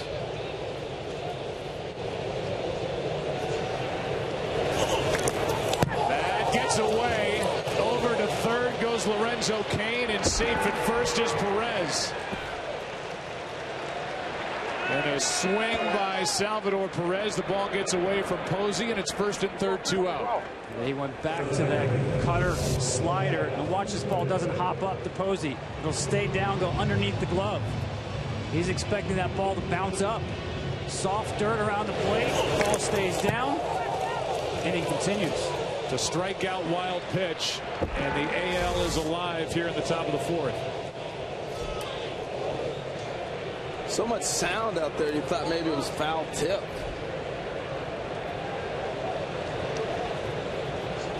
Here's Altuve. Strike 1.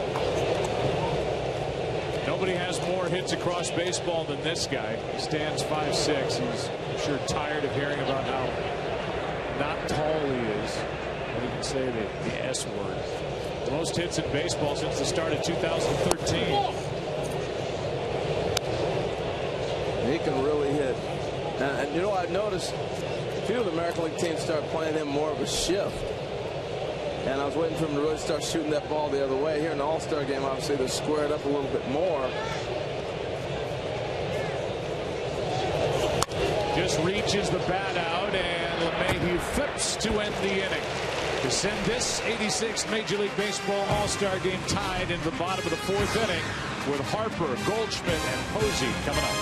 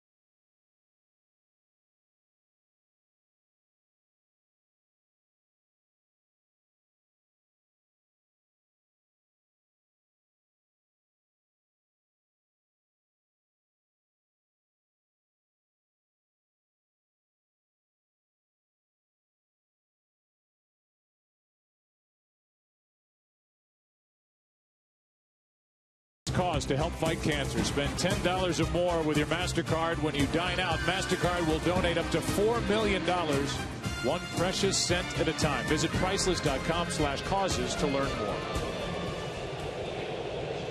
New pitcher is David Price. First up, Bryce Harper, a free agent to be, who will be right there with Zach Greinke, who started tonight for the National League. If he opts out of his deal, which seems like a foregone conclusion, got to be the two most sought-after pitchers on the market coming up this winter. Here's a foul ball left side off the bat of Harper, out of play. 1 ball, 1 strike. Tom, it's going to be interesting with the Tigers trying to hang around in the Central instead of just blowing everybody away. David Price may be on that block pretty soon. I mean, he's going to command a lot of money, and he's going to get a lot back for him if they did trade him now. Next 2 weeks critical for a lot of teams, whether they're buyers or sellers.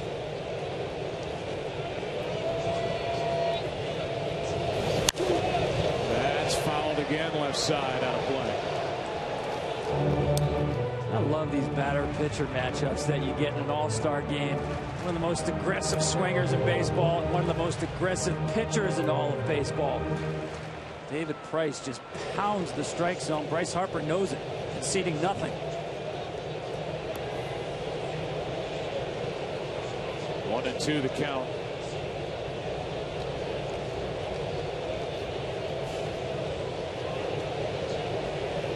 The 22-year-old strikes out. 1 away. They saw the heater. Here comes the slider, down and away. Great location. Might have been the changeup. Man, that was some downward action on that from David Price. Yeah, the changeup got him out in front with the swing. You got to honor 95 when a guy's coming at you. And right there, that release looks like a fastball, and pulled the string on it. Here's Goldschmidt. Strike 1. This is the at-bat I want to see. These two match up. Goldschmidt combines power and speed. He's got 21 home runs. He has stolen 16 bases. As we said, big guy, 6'3". As Kershaw is getting ready to come in. 2 years ago, Goldschmidt finished second in the NL MVP award to McCutchen.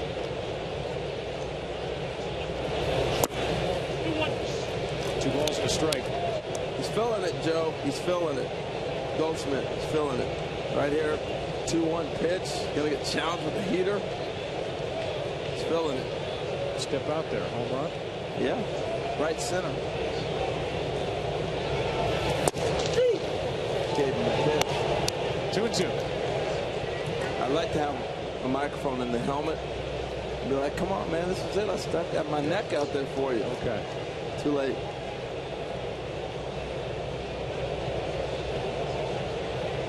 Here comes a 2-2 pitch from Price. Struck him out on a pitch down and away. Back-to-back strikeouts. Will change of pace from David Price. You say winner, all he does is win. He attended Lee County High School in Georgia, where he was a terrific pitcher. You look at some of the numbers from his college years at Florida State. 2-time Cape Cod League champion in 06 and 07. Got called up to the Giants in September of 09. And that's what he's done since. Batting champ, Rookie of the Year, an MVP, and a 3-time world champion. So impressive, and you know, talking to him at Gentle Giant, Buster played shortstop in college for a little bit, then they moved him around. Special. That's into right, and will carry out to Kane. A 1-2-3 inning for David Price, and this game zips along into the 5th inning with those 3 due up for the AL. The time at 1.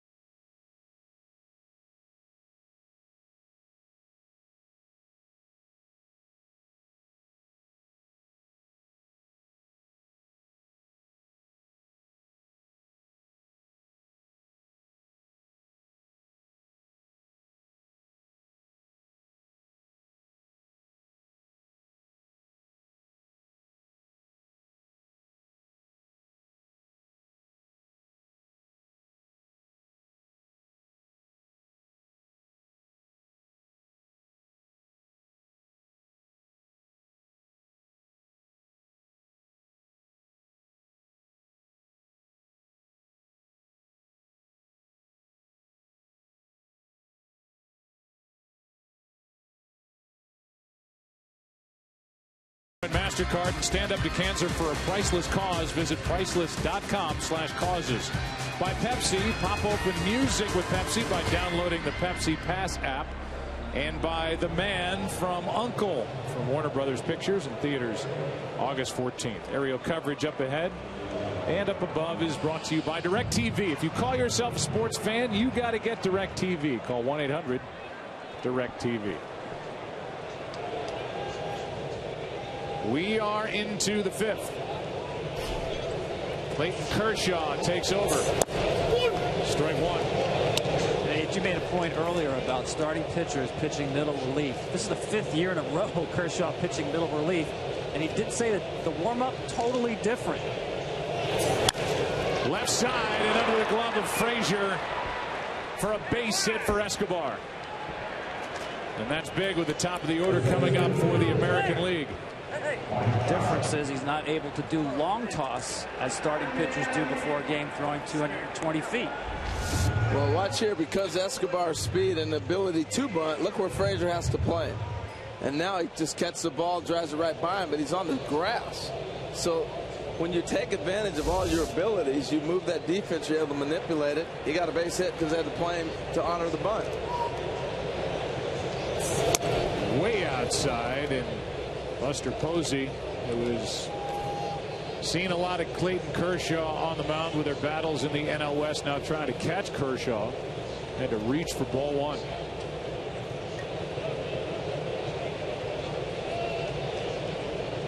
Mike Trout homered his first time up.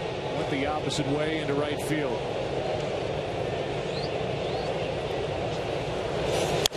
That's to the second baseman. Out at second and safe at first. As Trout, for a big man, can absolutely fly. Yeah, I was looking forward to seeing that. Well, what makes this guy special? Here it is right here. Mike Trout, guy built like a linebacker, 235 pounds. And you see him matched up against Jose Altuve at 165. Who's the faster runner? Altuve is a premier base stealer.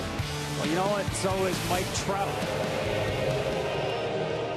That's, to me, what makes him special. Nobody like him in baseball. We saw the power in the first inning. We saw the speed in the 5th inning. Our StatCast powered by Amazon Web Services. And with that speed, the big-bodied Trout is on at first, one out for Manny Machado, who is off the bench and batting for Donaldson here in the 5th. Oh, this should have been a double play ball, honestly. I mean, you see Mike getting down the line, no doubt about it. But this ball's hit to the bag, and this is what happens in an all-star game when you don't work together. LeMahieu's flip and Peralta's exchange was not as crisp as it might be during a regular season. If that's too low out there and LeMahieu plays together with him, I think we're looking at a double play. Here's a good play by Goldschmidt over at first, and that bouncer from Kershaw as he keeps an eye on Trout. And now Archer is getting loose. He will take over next. Chris from the Tampa Bay Rays after a scoreless, impressive inning from David Price.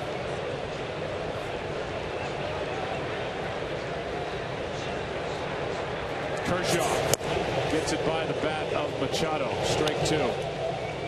Guys, we're in the 5th inning, and we're getting our first position player switch with Donaldson, who walked twice tonight, giving way to Machado as he deals with the reigning Cy Young and MVP Clayton Kershaw.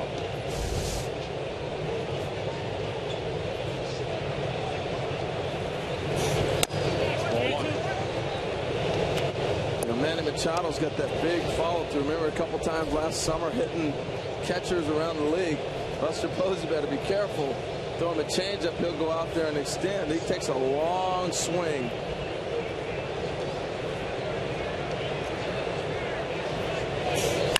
That's hit high in the air to left. Will it carry out at the track and almost up against the wall? Allowed second out. Machado just got under it. Talking to that one. And so was Clayton Kershaw. He was watching this all the way. He knew he hung a curveball, which Clayton rarely does. He's watching it all the way and talking to it. Get down. Part of the Dodger club. Peterson, who caught it and left Kershaw on the mound. It comes to the break with a 4.5 game lead over the Giants in the NL West.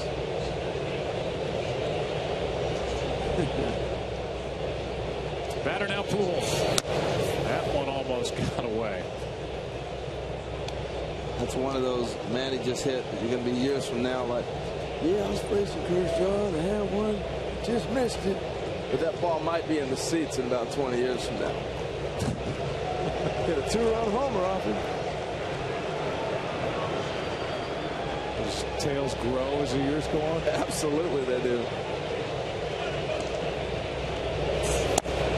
So you didn't hit for the cycle in an All-Star game? No, I didn't. And actually that ball Kershaw threw was not a changeup. It was a fastball at 99. He just missed.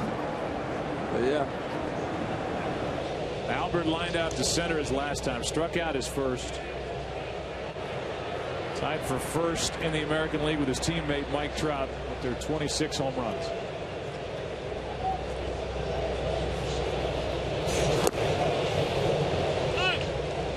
Pujols competed in the home run derby last night. Took on the kid out in left, Jock Peterson. There's the slider from Kershaw. What a matchup here, huh? Kershaw just saw an MVP in Mike Trout. MVP on MVP again. Prince Fielder on deck as the 3-time MVP Albert Pujols waits.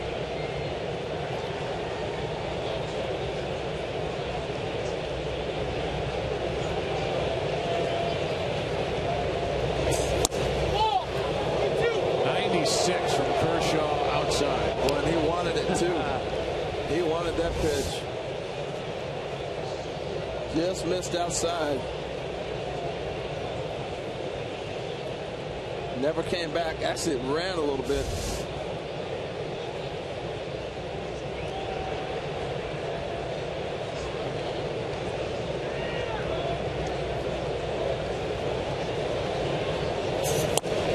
Numbers are ridiculous the previous 2 years for Kershaw as the count has gone full 3-2. 37-12 and an ERA of 1.80 for Kershaw. The stuff's still there. The numbers haven't been as good this year, but I think he'd like to trade in regular season numbers for a nice run in October.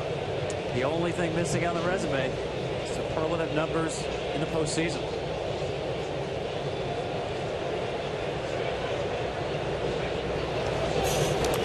Skips in on ball 4. It's 2 on with 2 out. College football returns to Fox and Fox Sports 1 beginning Thursday, September 3rd. Former Michigan quarterback Jim Harbaugh makes his debut as head coach of his alma mater and leads the Wolverines back against the Utah Utes. The only place you can see it is on Fox Sports 1, streaming live on Fox Sports Go. After all that success at Stanford and then the San Francisco 49ers back in the college game and back in Ann Arbor. Interesting mix. We'll see how that works. Here's Prince Fielder.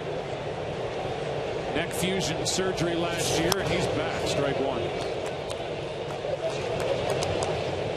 Yeah, that's a tough injury to come back from.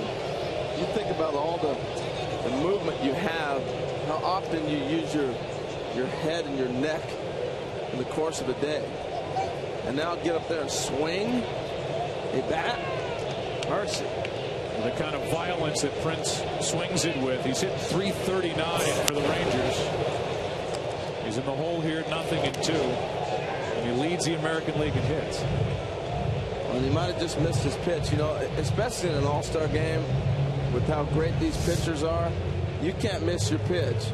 Right here, a ball runs back in a little bit, but I don't know if he gets anything much better.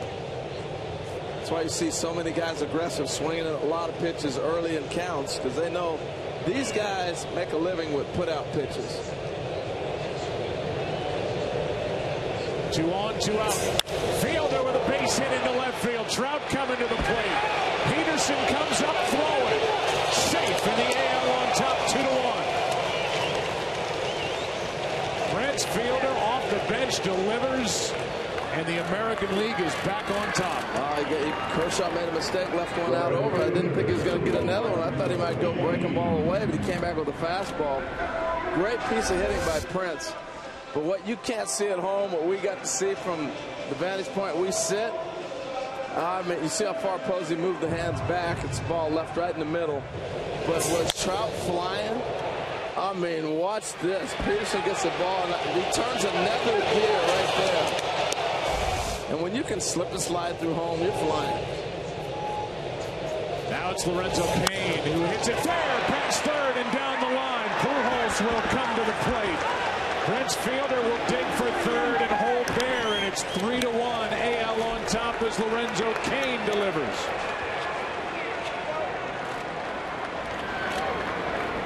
Once again, Lorenzo Cain jumping on the first pitch. Kershaw tries to go in. Look at him pull his hands in and get the barrel on this pitch. Ball stays fair inside the line. It's a great ambush job by Lorenzo Cain once again. And now after Fielder came off the bench as a lefty to get a base hit against Kershaw to deliver a 2-out RBI hit. Another lefty coming up. Adam Jones is out. And representing the Yankees is Brett Gardner.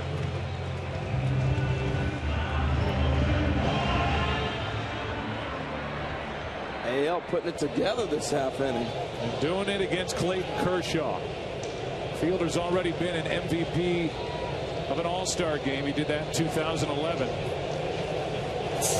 Gardner up there packing strike one. Be aggressive, man. Don't wait around.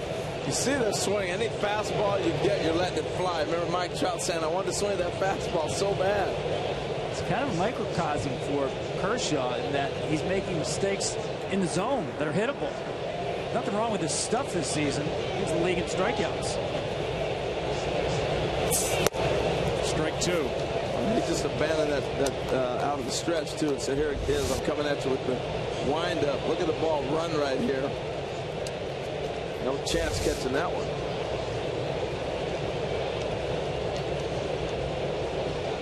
Gardner was a late ad.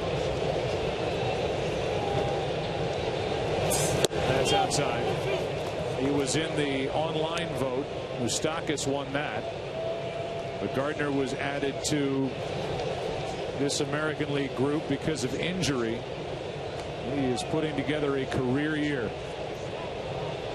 Be 32 in August. That's strike three, and Gardner in his first All-Star game at bat strikes out looking, but Clayton Kershaw gives up two. It was Trout who slipped and slid his way across the plate. And then Lorenzo Cain, after Prince Fielder got the big hit, 3-1 AL halfway through it.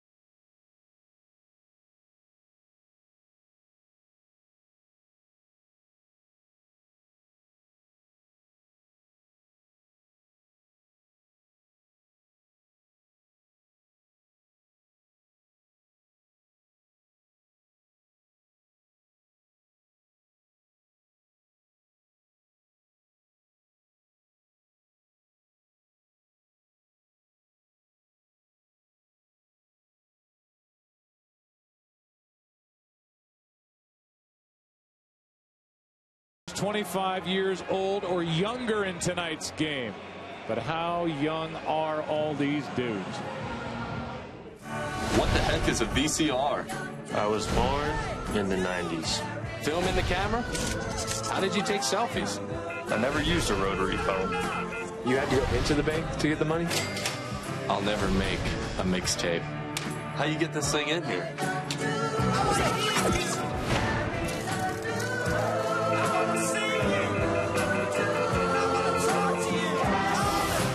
They're young and they are terrific talents as the American League makes these switches. Gardner in left, Kipnis at second, Machado stays in the game at third. Stephen Vogt does the catching, and on the mound is Chris Archer, who's got electric stuff, representing the Tampa Bay Rays. I think his slider is one of the best pitches in all of baseball. There it is, right there. Both sides of the plate, righties, lefties, doesn't matter. Jacob deGrom getting loose from the Mets for the National League. Archer in his first All-Star game had a 15 strikeout game on the 2nd of June at the Angels. Here's one into center, right at Trout. One away as Rizzo flies to Mike Trout. You know what I like about Archer too is the flair and the personality. And one of the things that Joe Maddon did so great in Tampa was let guys be themselves, and he left that with this young man, with Chris Archer. So many people would tell him, don't jump after you strike somebody out, tame it down. And Joe Maddon let him be himself, and I think because of that, he developed into an all-star pitcher. Ball one to Johnny Peralta, who has the only National League RBI tonight.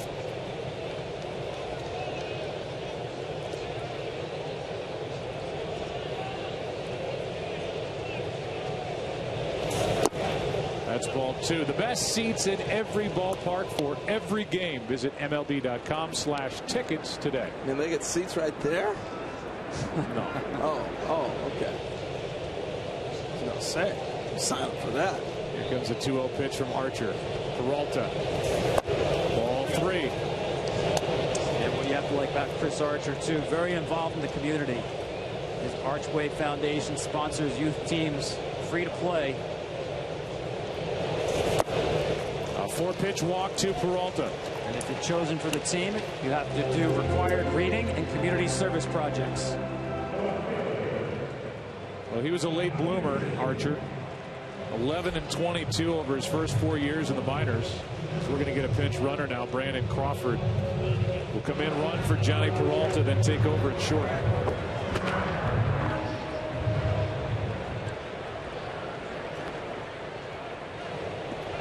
And as we get Crawford now, his middle infield partner, Joe Panik, will be soon to follow.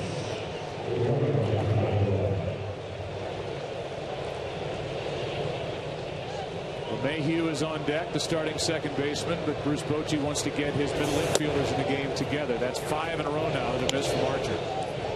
Well, and this is where it's going to get interesting, too. If the AL, with Archer on the mound, is able to get through this half inning, and maybe even next, we'll see. Then the bullpen. It's going to be interesting to see how Ned Yost handles it. Big swing by Peterson, strike one. There's some nasty arms out there. I mean, we saw David Price, right? Cy Young Award winner, nasty stuff. Opponents hit 243 against him. That's actually the highest number on the pitching stat. Everybody else 218 and below. Doesn't get any easier. That's a strike. 1 and 2. I like the swing before the pitch right there by Jock Peterson. You got to go try to tie the game up, right? He had a count, let it fly, didn't get it. Now you got to battle. Don't let it fly here with 2 strikes, too.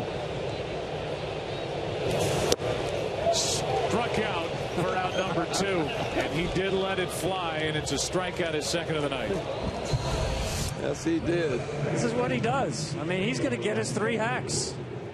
Well, he's going to have to cut it down eventually at some point in time. I think he's too talented to hit 230, but he lets it fly. There's no doubt about it. This situation, I like it. I mean, there's certain situations you got to let it fly. You're the guy that can tie the game up. Well, here is DJ LeMahieu, who is a big second baseman. Over 6 feet tall, bigger body, middle infield spot. Somebody who came with Tyler Colvin. A trade with the Cubs that sent Ian Stewart to Chicago. DJ won a Gold Glove last year. Last year was his first full year in the big leagues. They got a player in that deal, the Rockies. Strike one. They really did. I mean, it was a beautiful, gorgeous play he made earlier. When you're known for winning a Gold Glove, you're looking for opportunities like that to showcase your talent.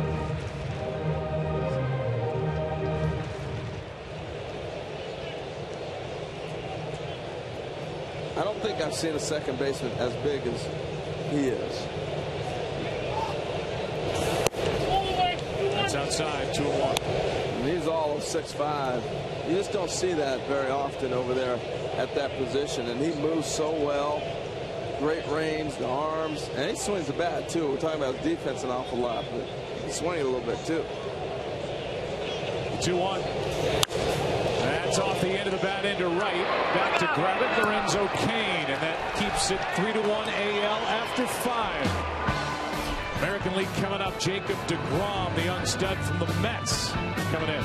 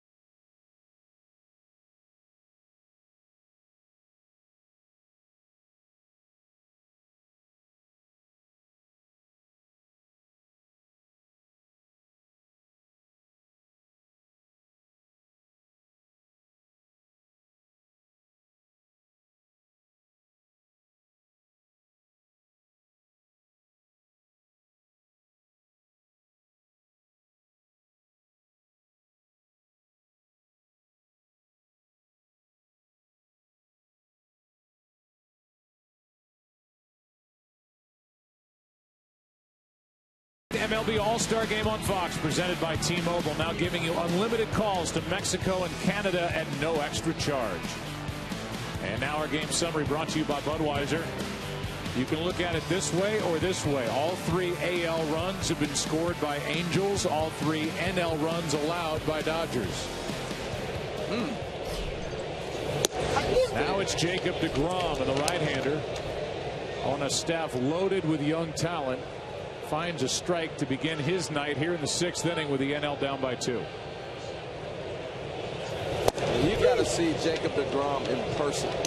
The radar gun doesn't do justice with his stuff, Tom. I mean, it's amazing. There's all the replacements in the game right there.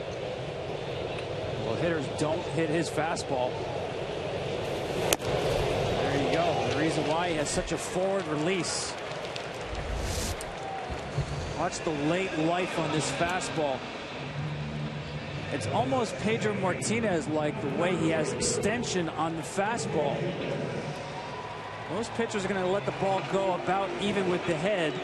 Watch where he gets the ball out in front of him. Cheating distance, getting life on the fastball. You guys know when you go to the batting cage and use that Hummer machine, they pop the ball in, it just shoots and it looks like it's rising on you. That's what his fastball reminds me of. By the way, here's the hard thing about doing an All-Star game. That was Stephen Vogt. That was his first at-bat of the night.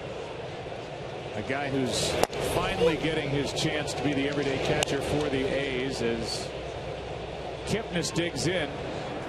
There's Stephen, who's made the most of his chance after the trade of Derek Norris to San Diego. And, well, Kipnis, what a year he's put together. What a 2-year, 3-year run for Jason, hitting .323, third best average in the AL. And they can't get mad at us for not saying anything. It's going too fast. Exactly. You better hit the ball. You want somebody to talk about you.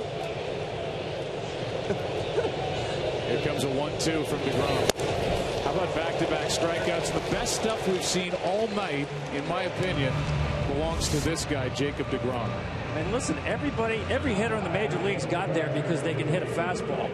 That's not an average major league fastball in terms of velocity, or especially the late life. Oh, that's why you can't get lost on the radar gun either. It may say 96 or 97. Not every 96 or 97 is the same. And his ball looks like it's 100 miles an hour. He just blew away two guys in the American League that are best left-handed hitters that hit fastballs. Now here's Jose Iglesias, the shortstop for the Tigers. I mean, it just has different action on it. It's out of the Hummer. I mean, just zoom. Good luck. I guess he wanted to show off a little bit. I can't. Hey, I'm in the game. I can't just show you fastball. Mom, I threw a slider too, okay? Not that he's really needed to, but you're right. Just showing it off. Here comes the 0-2. Wow. Hi, I'm Jacob DeGrom, and I have the chance with my stuff to just dominate baseball for years to come. Forget Harvey and Matz and Wheeler and Syndergaard. I mean, remember DeGrom. He's filthy.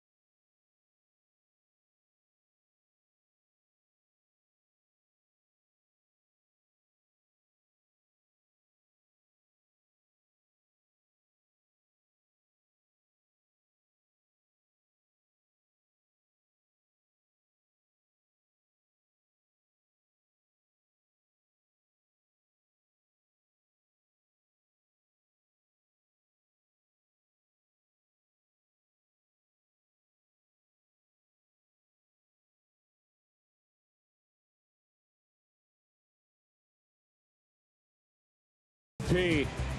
Don't feed the bear out there, Mets guy.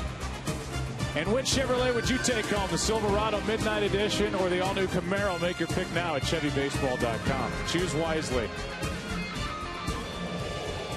Here's McCutchen, and there's one launched to left. It's a one-run game. One pitch and bang off the bat of Andrew McCutchen from the Pirates. It's 3-2.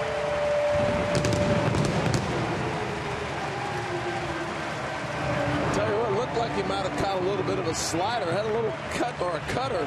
It wasn't your true fastball, just challenged. Andrew just jumped on it the first pitch. The MVP from a couple years ago. So how about the two leadoff guys in this game? Yeah, you're right. That's the slider. You normally see it 87, 88. That's 85 and a hanger on the inside of the plate.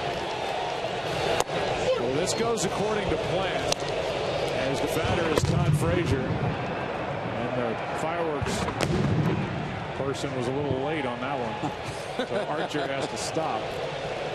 With all those closers and setup guys, it's Archer back out there for the second inning, which Ned Yost said might happen before the game. First pitch here in the sixth inning, bang, it's a one-run game. He was the most rested starter available to Ned Yost last pitching on Wednesday.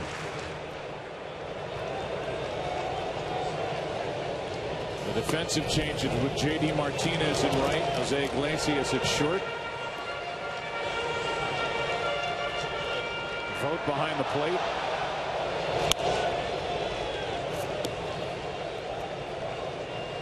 Well, that definitely put another buzz back in the stadium. It's not just Todd Frazier, but that home run brought the crowd alive. Reaching for a tough play. Machado, he's one of the best. And a good stretch by Teixeira on the other end. He's taken over at first. One out. Todd Frazier has gone 0 for 3 with 3 groundouts. Here's the home run by McCutchen that started this inning.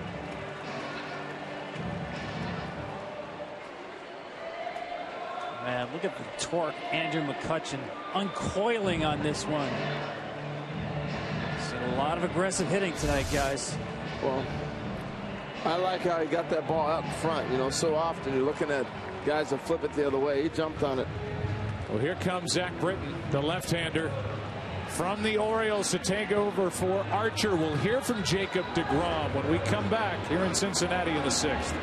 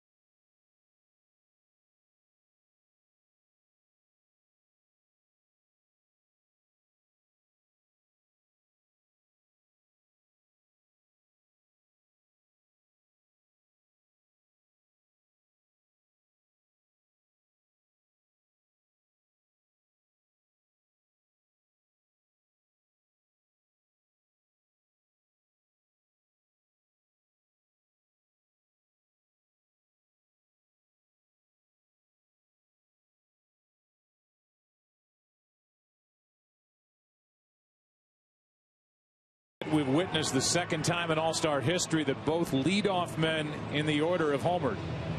Mike Trout back in the first inning. Andrew McCutchen here in the sixth inning. It's a 3-2 game. AL on top. First time since 1965 that's happened. Britton.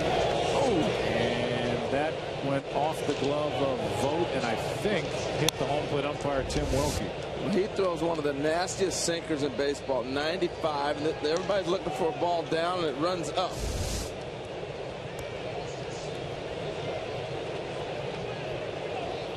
Harper, one-run game. That's down the left field line. This ball is foul. With one out here in the sixth. Well, off the old play ball sign. It's a new initiative in Major League Baseball. Commissioner Manfred. Clearly fouled down the left field line. It was back in 1965 when Willie Mays, who's at the park tonight, and Dick McAuliffe went deep as leadoff men in All-Star game history. I was just going to say that because Willie used to talk about wanting to lead off in the All-Star game. I can get it started. If you need me to do that, I'll steal it back. I can do everything.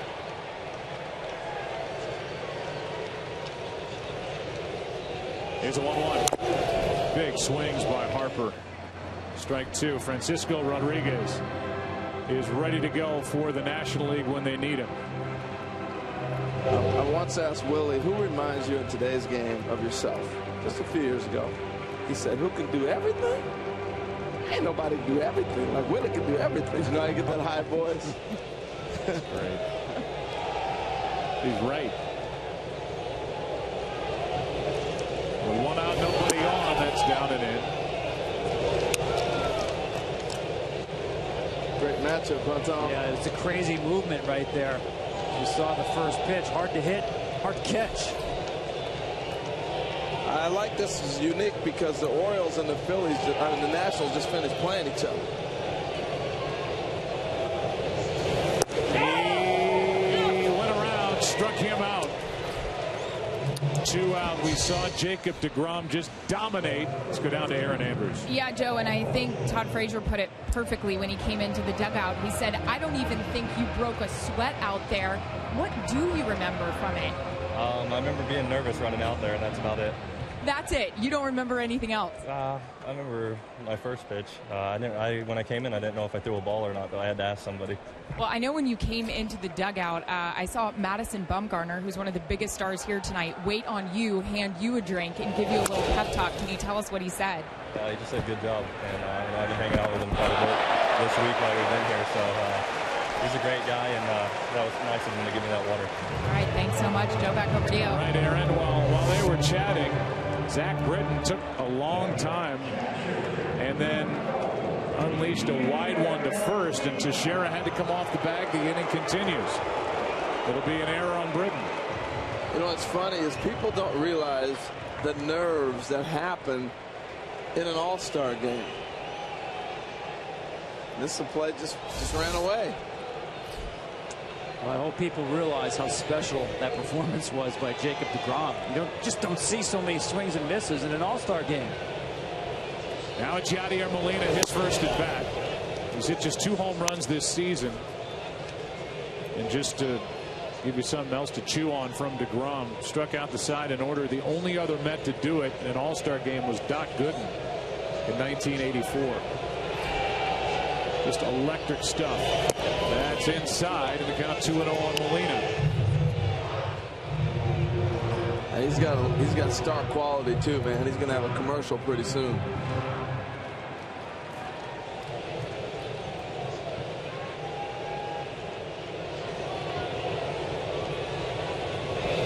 That's ball 3. So a wide one to first from Britton, and now 3 in a row have missed to Yadier Molina. Boy, the stuff is just filthy, though. That's 96 miles an hour, just a hard sink.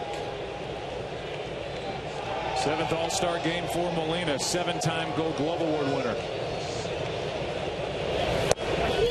Putting together a Hall of Fame resume in his career, and while he plays and sees the game like a manager right now from behind home plate, he is manager material, in my opinion, if he ever wants to go in that direction.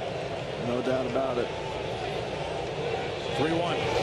That's into center, a base hit. And after the error, now the hit, and it's 2 on, 2 out in a 1-run game. It'll bring in Tulowitzki off the bench. Joe, this deserves another look. I mean, this is a kid who went to Stetson University as an infielder. He wanted to turn into a pitcher. He wasn't sure about that. Well, look how it turned out. Just filthy stuff for Jacob deGrom, and that athleticism you can see in his delivery really plays. A meeting at the mound as Dave Island, the pitching coach from the Royals, is out to talk to Britton. Head and Shoulders invites you to tweet #whiff. Every time you see a strikeout this season, you could earn up to $10,000 for your local reviving baseball in inner cities. It's each month of the MLB regular season. Follow @Head and Shoulders on Twitter to learn more. There's your sponsorship, H. DeGrom, there it shampoo, is. Come on. Hair like that. Got you hooked up, Head and Shoulders, Jacob. Let me know. Here's Tulowitzki, 30-year-old shortstop, 5th All-Star game. 2 seasons with 30 or more home runs. Only the late Ernie Banks in MLB history able to say that from the primary position of shortstop. He's just battled injury. That's a strike. 1 ball, 1 strike. In my opinion, with where the Rockies have been, with what Troy Tulowitzki could have gotten on the market if healthy, probably wouldn't still be in a Rockies uniform. For the last 3 years, what they could have got from him. You know, I think sometimes franchises come to a point where you got to turn it around. As you see Mike Trout go after the ball they dropped in there. Go in the stands, Mike. And they've had opportunities to trade him, but when you become, there's almost a mythology that will build around a franchise player like this. And as more time goes by, the harder it is to trade that player. He's got 186 home runs. He's got the 2nd highest OPS all time for a major league shortstop to A-Rod. He could tie it with a hit. Late there in the count, 1-2. I know Zach Britton hasn't thrown a lot of strikes this half inning, but his stuff is filthy. That is 97 miles an hour. Sinker. Good luck. Just can't lift that sinker. He's only allowed 7 fly balls the whole year.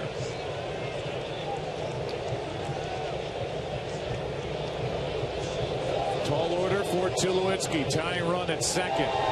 That's Goldschmidt. Here's 1 to 2nd. The flip from Kipnis to end the inning, and off we go into the 7th in this All-Star game, and a good one. Andrew McCutchen just made it a 1-run game. Jumped on the first pitch, rode it out here in Cincinnati. 3-2 AL. Back after this from your local Fox station.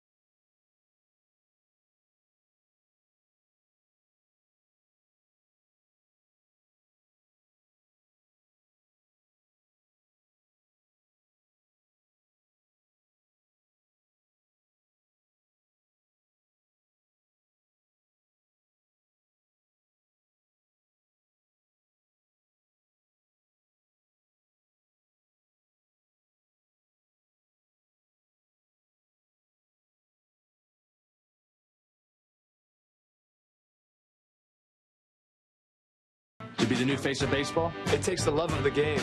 He has to be cool. Diving in the stands can't hurt. Facial hair is a must. And great hair. You better have an amazing smile. He has to bring hope to the fans. Who will be the new face of baseball? The new face of baseball. Only time will tell.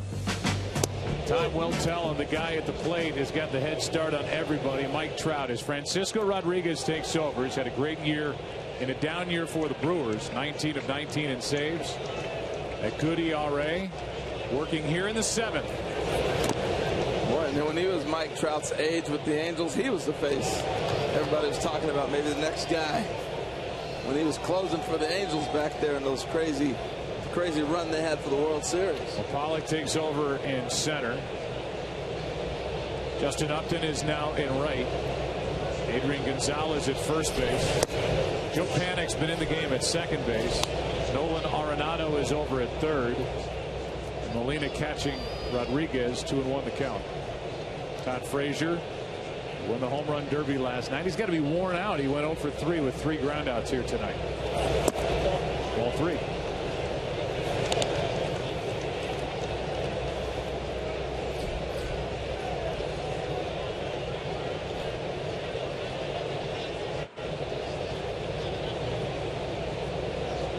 Trout will be sitting on the pitch on 3-1. Full count. K-Rod, as they call him, doesn't light up the radar gun like he once did. He's a guy who had 62 saves back in 2008, all-time record. Wow. More changeups and fastballs. May throw one here. A leadoff walk. Our StatCast, powered by Amazon Web Services. Hey, he does something every night, but I want you to see the speed of Mike Trout. Look at this, 20 miles an hour, 6.8. This is like running 200. You think that was impressive? Who had the best vantage point of that? The right fielder, Bryce Harper. Listen what he had to say. Man, Trout can run, bro. It is unbelievable. Yeah. Well, you're right. Bryce, he is unbelievable. And they're taking him out. Little pinch runner. The night's over for Mike Trout. But he does something every day. You got to watch the guy play night in, night out to really appreciate it. Brock Holt at first base, Joe. And he'll take over in the outfield. Gardner will go from left to center. Holt, who plays literally everywhere, will play left. Here's Manny Machado, his second at bat. He flied out his first time.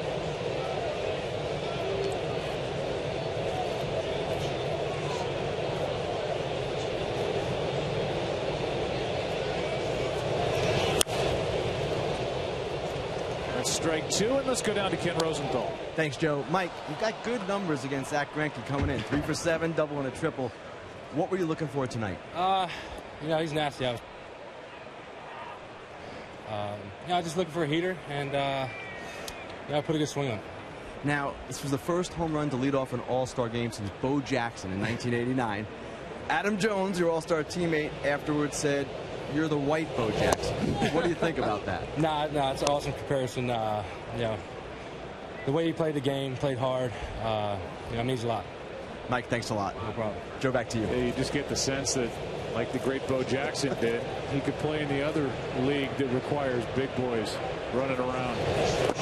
Machado able to lay off the pitch and the count 2-2. That's actually a great comparison, Bo Jackson, because when you look on this field of the best players in the game, Mike Trout stands out because of his size and speed, that combination.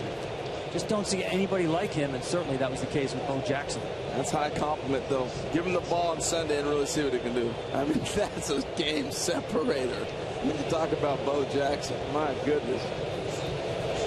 Here's a ball just pasted foul as Machado, who almost homered his last time up, sent Jock Peterson to the wall in left. Jumped all over that pitch. Got 2 homers in 20 years, Joe. Dylan Betances getting loose, the Yankee setup reliever, who has 7 saves this year with Andrew Miller on the DL for a while.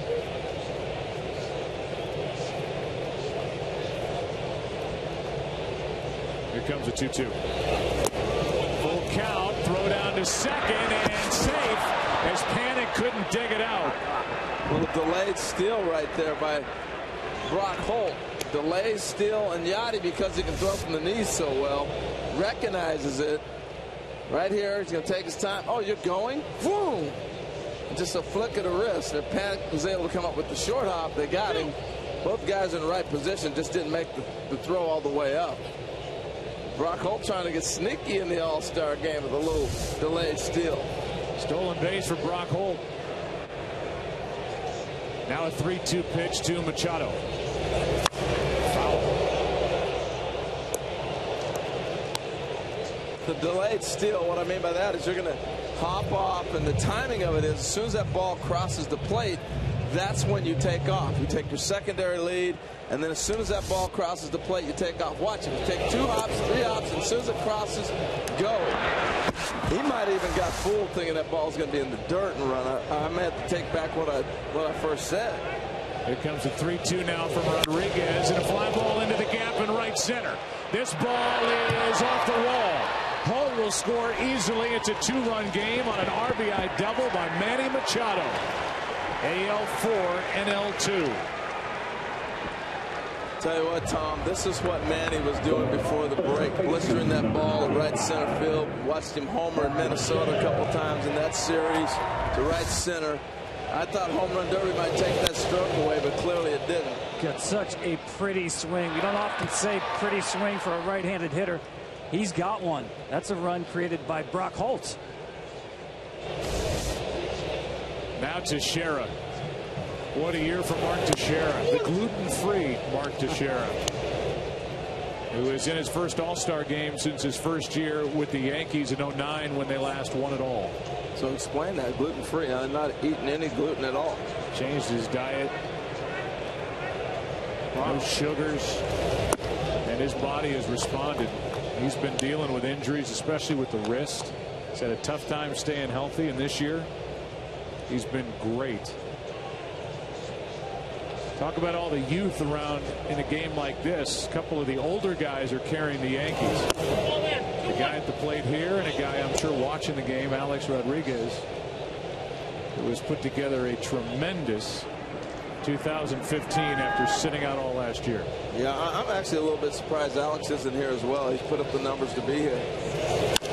Right side. This will be out number 1 is from shallow right. Panic throws out to Teixeira over to third. Goes Machado. You can follow your favorite team and players all season with MLB.com At Bat, the #1 app for live baseball. At Bat is up to the moment at any moment with in-game highlights, live look-ins, replay reviews, radio broadcasts, StatCast, and more. Get MLB.com At Bat right now. Teixeira advanced the runner. Now it's Prince Fielder, who has an RBI single. That was against Kershaw.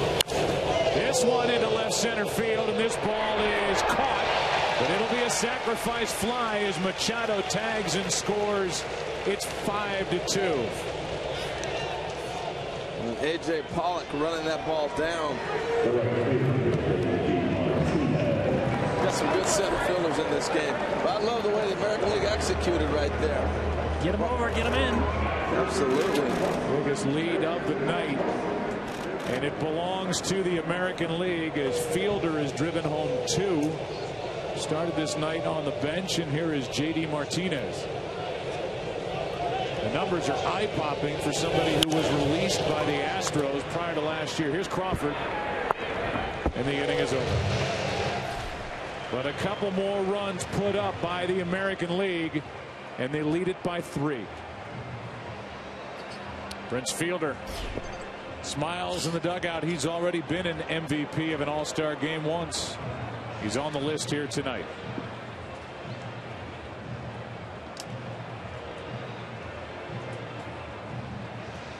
Time to stretch it now for the introduction of God Bless America. We join public address announcer Joe Zarahusen. At this time, we ask that you stand. Kindly remove your hats and face the American flag. Please join us in honoring our country, the brave men and women of our armed forces, and all our veterans of service as we welcome multi-platinum selling MCA Nashville recording artist Josh Turner, who will lead us in the singing of God Bless America. God bless America, land that I love. Stand beside her and guide her through the night with a light from above. From the mountains to the prairies to the oceans white with foam. God bless America, my home, sweet home. God bless America, my home, sweet home.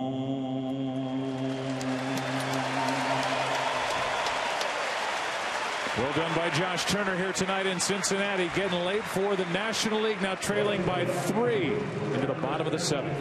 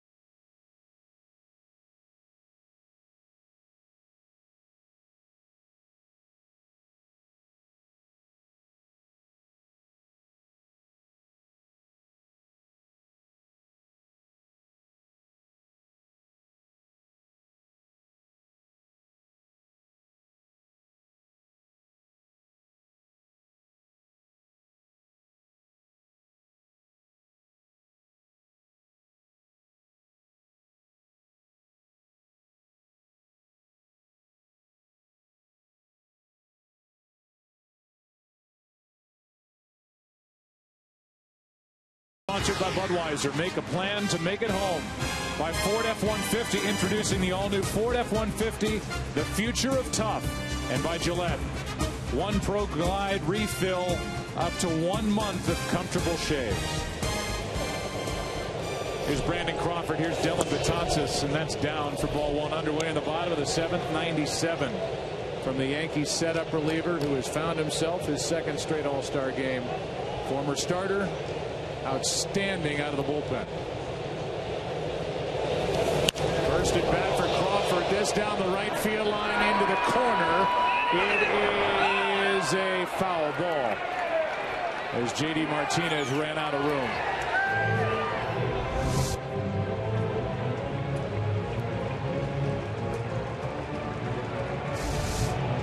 So Harper just missed one foul the other way. Crawford just missing a leadoff double this way. There are the changes defensively. Holt, who did the pinch running, is in the game in left. Gardner goes from left to center. Betances on the mound. Brandon Crawford in his first All-Star game, putting together career power numbers. No swing there. And with Melanson getting loose, the Pirates closer, we saw Brandon Crawford. We've seen him in the postseason. He has proven that he likes the big stage, and he handled himself so well for the world champs. One hop, tough play, true bounce, Kipnis, 1 out.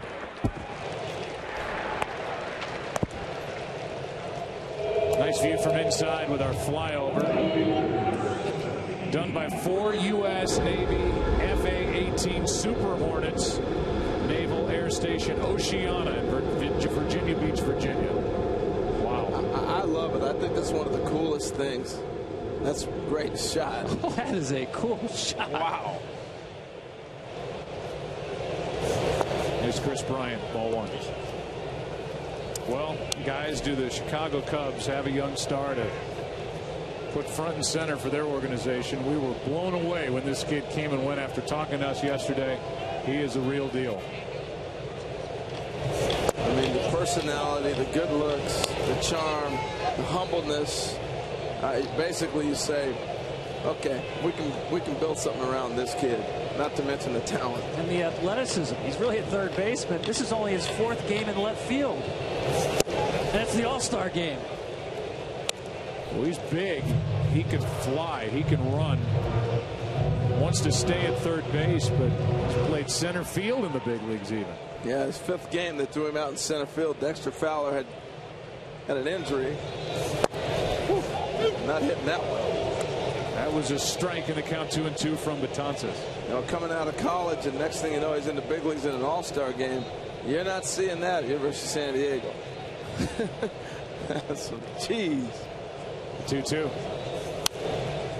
He talked to us about the baseball gods. He believes in them. He said you keep your head down, you don't show the opponent up.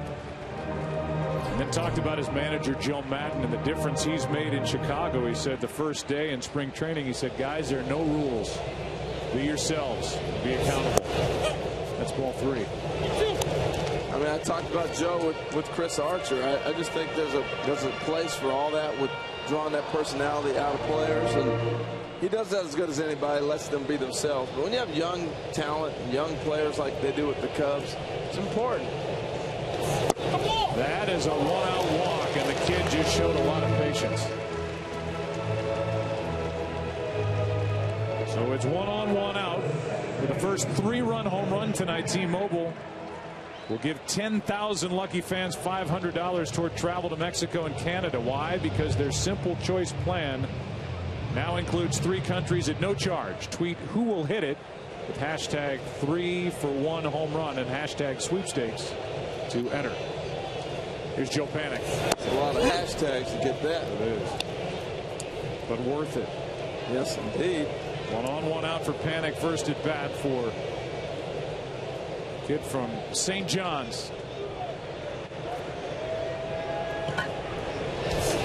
Ball 1. It's not too often you're going to see 2 kids out of New York grew up and become major league players. Dylan Betances right out of New York City himself. But, you know, watching Betances, I can see why he's so tough on left-handers. He steps right at the left-handed hitter. It almost looks like he's going to throw it at you, and then the ball goes the other direction. Strike 2. Looks like he's going to hand the ball to the catcher, not throw it to him with that long stride. 6'8". That landing foot almost gets down to the flat part of the mound. The stride is almost directly at the left-handed hitter. It freezes you. Struck him out for out number 2. And with 2 down, back to the top of the order. And it will be Pollock. $300 million are up for grabs this season. DraftKings has already made 17 millionaires in 2015. Simple and easy to play. New games daily at DraftKings.com. McCutchen, while he was in there, had a home run. And now Pollock from the Arizona Diamondbacks, strike one. Well, Jacob deGrom was incredible. I think this guy right here, of all the guys tonight, may be the most intimidating.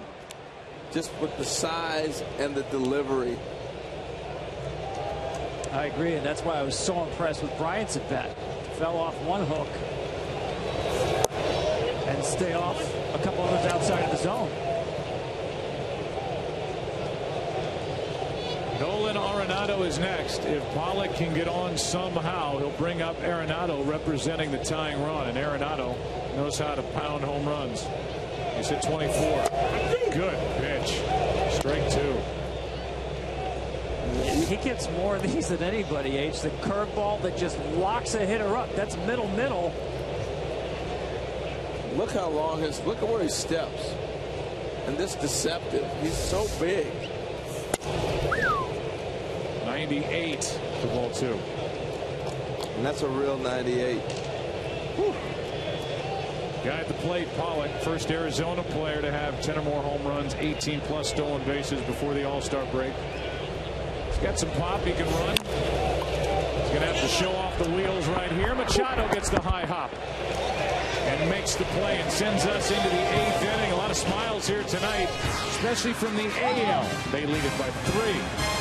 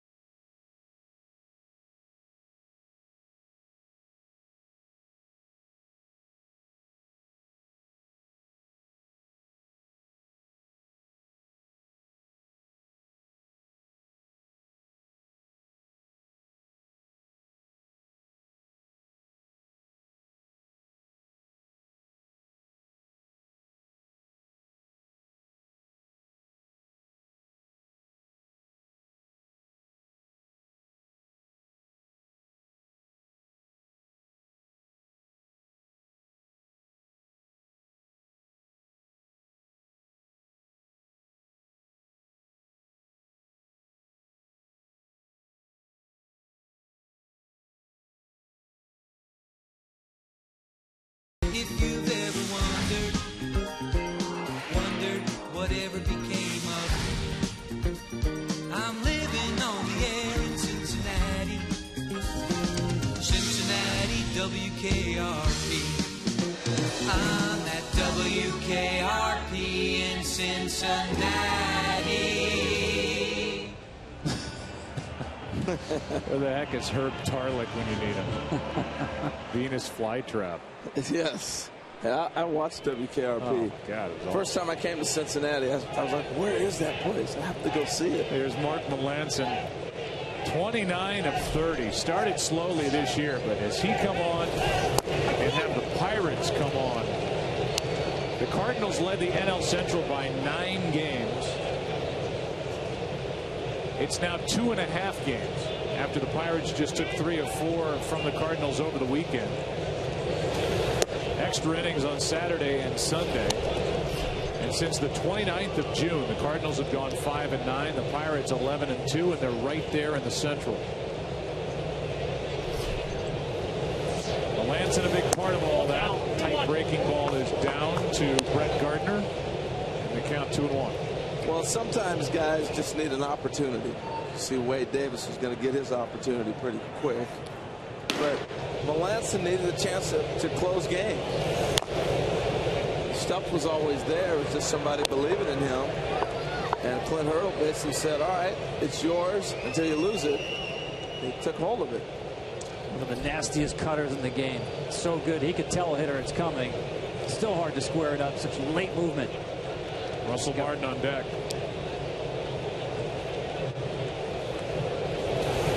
That's strike 3 from Melanson. Down goes Gardner, looking for the second time tonight.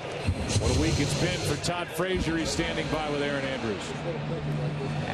We're telling stories here. What a week it's been, and really what a 24 hours it's been, because of course we all saw what a show you put on last night in the home run derby. I'd ask you if you had a good time at home last night watching it, all the highlights, but what happened? You couldn't, right? Yeah, I had no electricity the whole night and today the whole day, and with about 7 women in the house trying to blow dry their hair and take showers.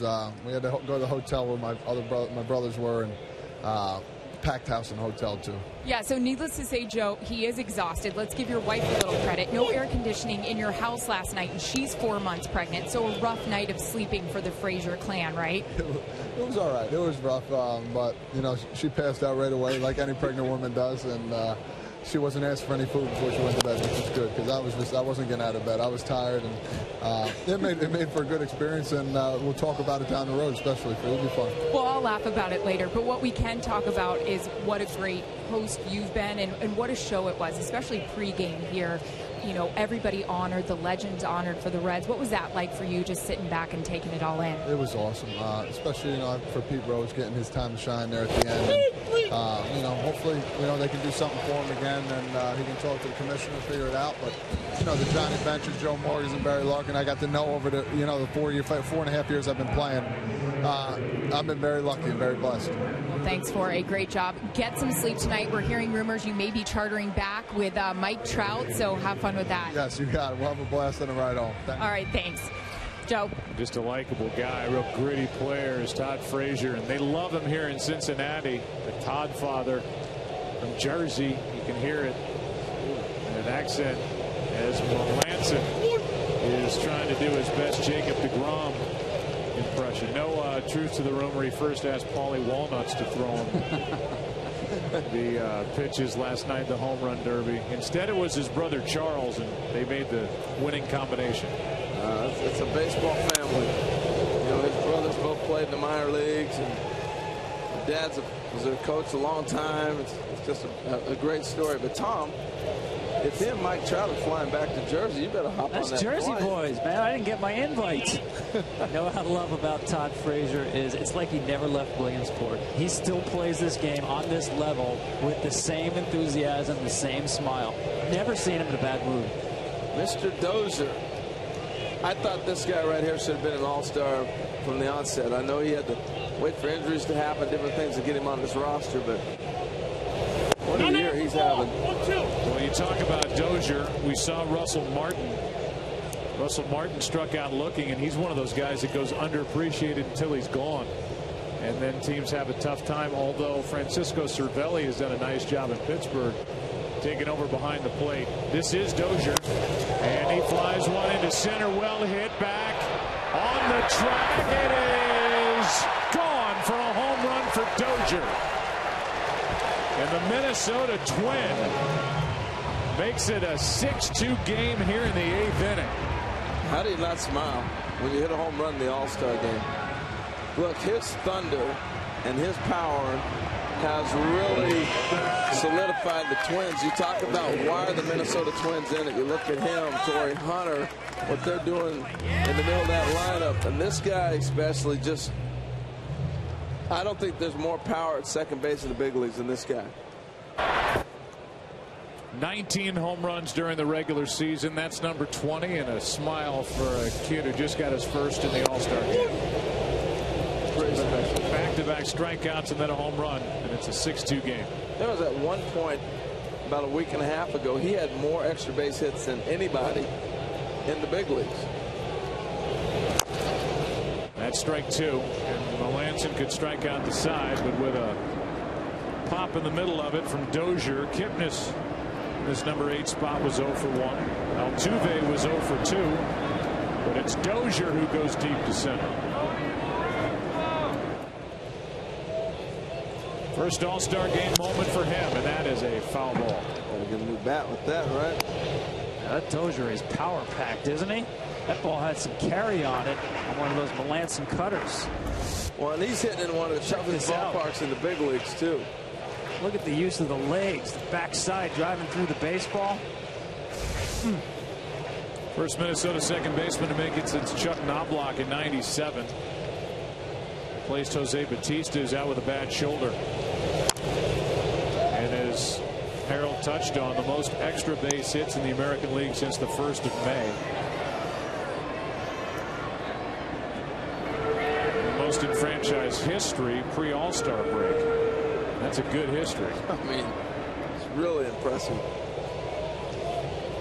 Iglesias chops one to third. Backing up is Arenado. He's a magician over there, and he gets Iglesias by half a step. Dozier, the 16th player to homer in his first All-Star game at bat. He's made it 6-2 after 7.5.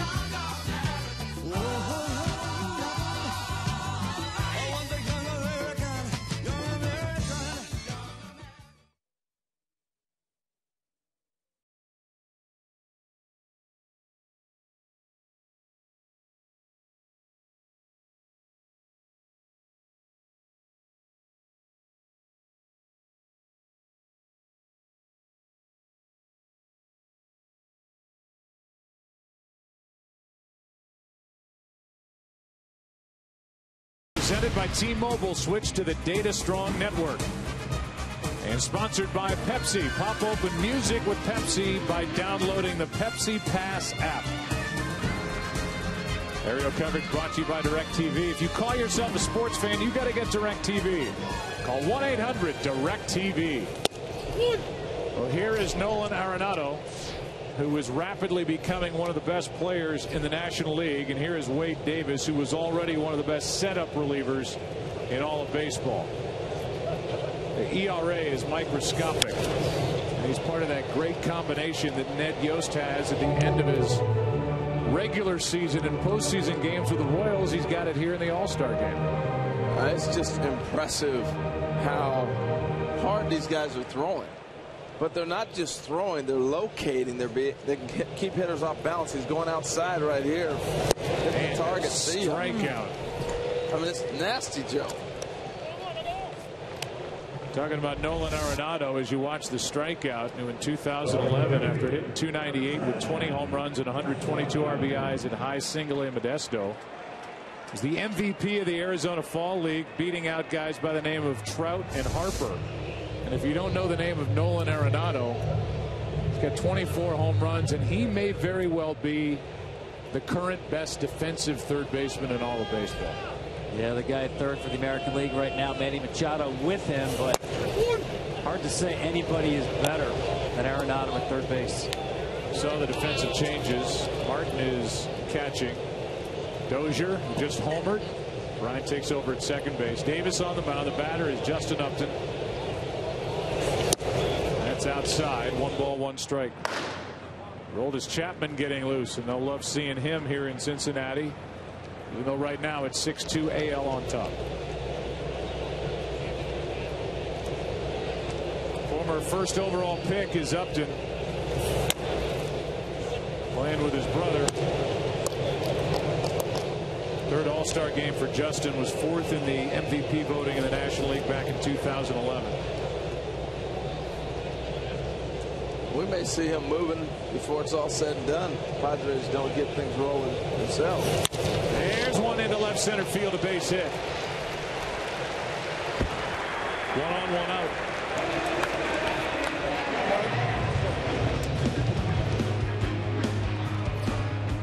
And we give you a look at Pepsi and remind you that throughout All-Star Week, Pepsi has been providing MLB fans with exclusive music experiences, including Walk the Moon, part of the All-Star Week Pepsi Music Series.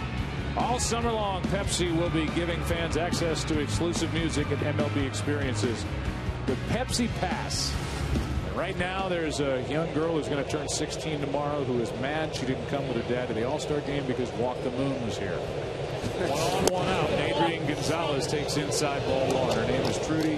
Happy birthday tomorrow. So, happy birthday. Happy birthday. So she's upset, or he just loves Walk the Moon. Or is Dad in trouble for not letting her know they were going to be here? Tough. 1 on, 1 out. Adrian Gonzalez fouls it left side. I bet the years Adrian's put together in Los Angeles. I mean, he's one of the best run producers still in the game, and still the heart and soul in that lineup for the LA Dodgers. Well, when you think about or talk about a player having a game plan when he goes to the plate, I don't think anybody has a better idea of what they're doing at bat to at bat than Adrian Gonzalez in the big leagues. Situation, pitcher, you name it. He has a plan every time he goes to the plate. His teammate Yasmani Grandal is on deck. Adrian Gonzalez has bounced around a bit now, with a long time with San Diego, Boston. He's part of that salary dump. And now he's part of a first place club in LA. Should get a good swing right here. Runner is going, and the ball gets away from the catcher Martin into the dugout, and that will send Upton to second. As the count, see if they called this a swinging strike. Look at the crazy movement on that cutter. I mean, it was so weird. It was like, did he swing at that ball? The ball bounced in there. I mean, he missed that by 2 feet. That's a 91-mile-an-hour wiffle ball. See ya. That's just part of the plan, fellas. He's going to move to second. I'll swing over it, and now I can drive and run it. Wow. I mean, he missed that ball by, what, a foot and a half? He did.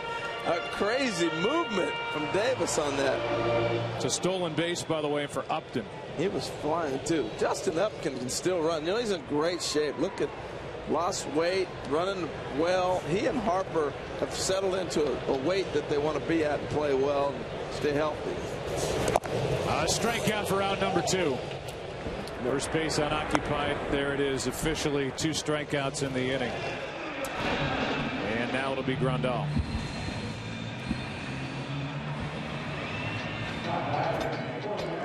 Ryan Seacrest, part of another show on Fox.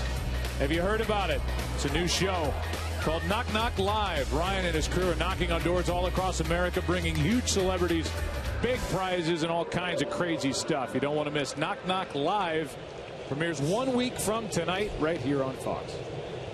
Here's Grandal.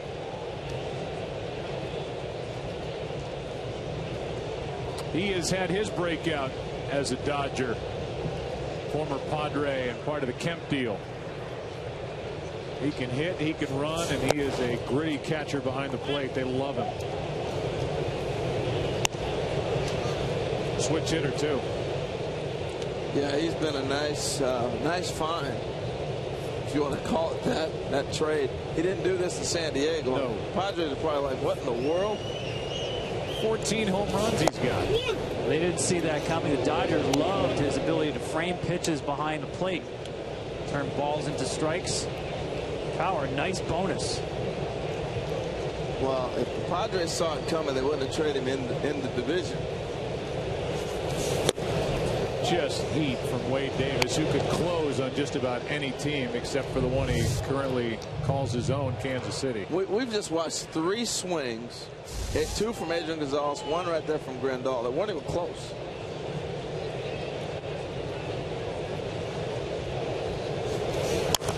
Left side from the hole. Iglesias, what a play!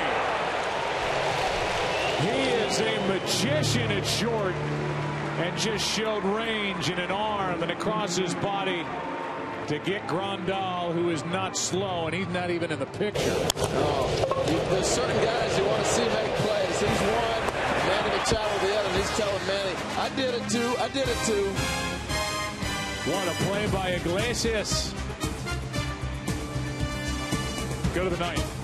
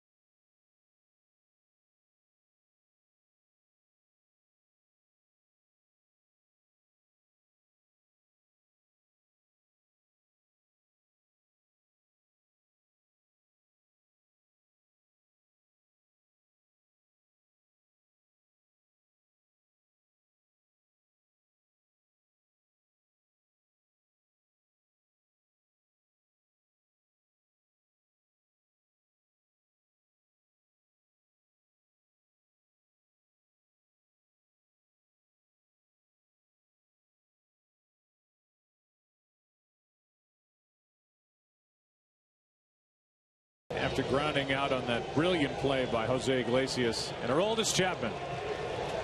We've shown pitchers that can light up radar guns all night, but nobody does that like Chapman. 99 to make an ooh and ah here at Great American Ballpark. He's just getting loose. There's nothing like it in baseball. The velocity, the angle. Brock Holt. It's especially bad from the left side. Fourth All-Star game for Chapman. Flashballs popping around the park. Hey, you know, of all the guys that throw 100 miles an hour in baseball, look at this. Chapman's done it 284 times, a pitch over 100 or plus. The rest of the league, 238 times. That's this season. This season. And that's not counting this game, so that's 2 more.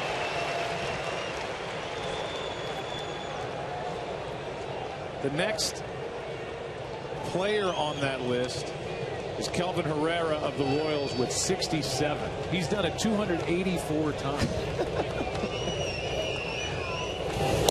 And if he's in play, Tom Bertucci at the trading deadline, line him up. Line him up. Boy, could it seem like Toronto use it. Well, anybody could, but especially any team in the market for late inning closing help. A strikeout to start the ninth. Brock Holt in his first plate appearance strikes out. Our StatCast powered by Amazon Web Services. You see the extension there, almost 7 feet. It's one of the longest strides in baseball. So when we see the miles per hour, that jumps out at you, but really pitching is about distance, and he shortens the distance that the ball is traveling to the hitter. So the rubber's 60 feet 6 inches.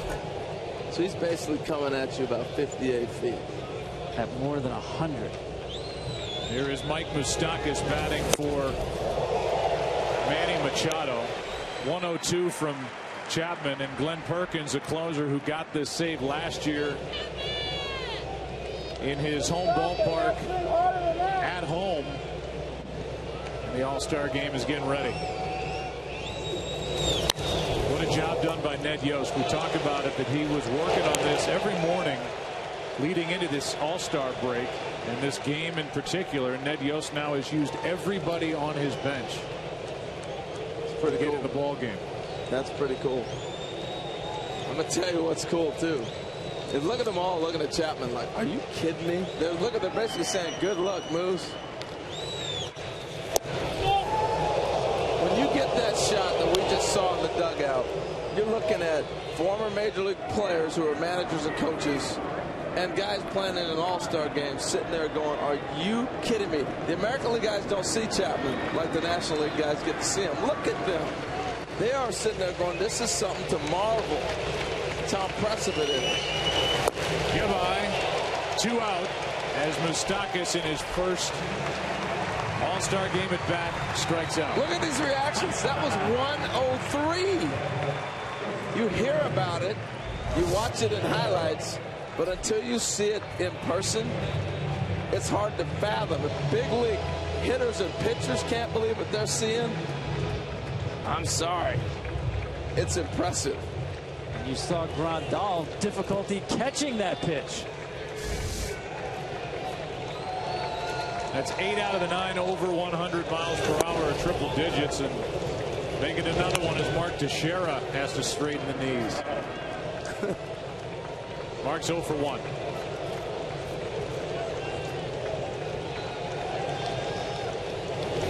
Now, all this exit velocity we talk about with hitters, you got to think, man, if I can just catch up to one of those 103 or 102, I'll set a record. Because it's going to come off your bat pretty hard. I would imagine in the bottom of this ninth we'll see Ryan Braun, and with that Bruce Bochy will have used every position player available. And then skips in, and Grandal is probably thinking, get me out of here. No doubt. Don't throw me any slider coming in there at 98. Just the athleticism is so impressive too. You know, the first time he warmed up as a rookie in this ballpark, fans ran to the bullpen just to watch it.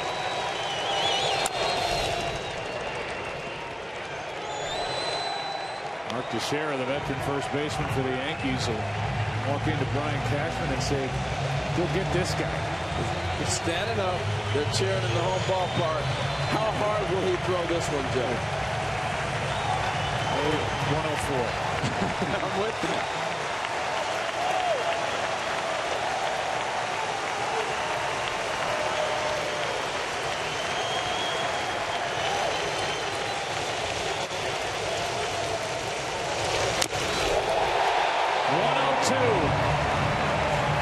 And he struck out the side.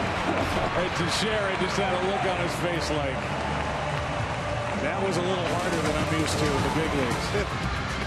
Wow. Lightning coming out of that hand. Bottom of the 9th inning. Last chance for the NL. Home field advantage in the World Series on the line. AL up 4.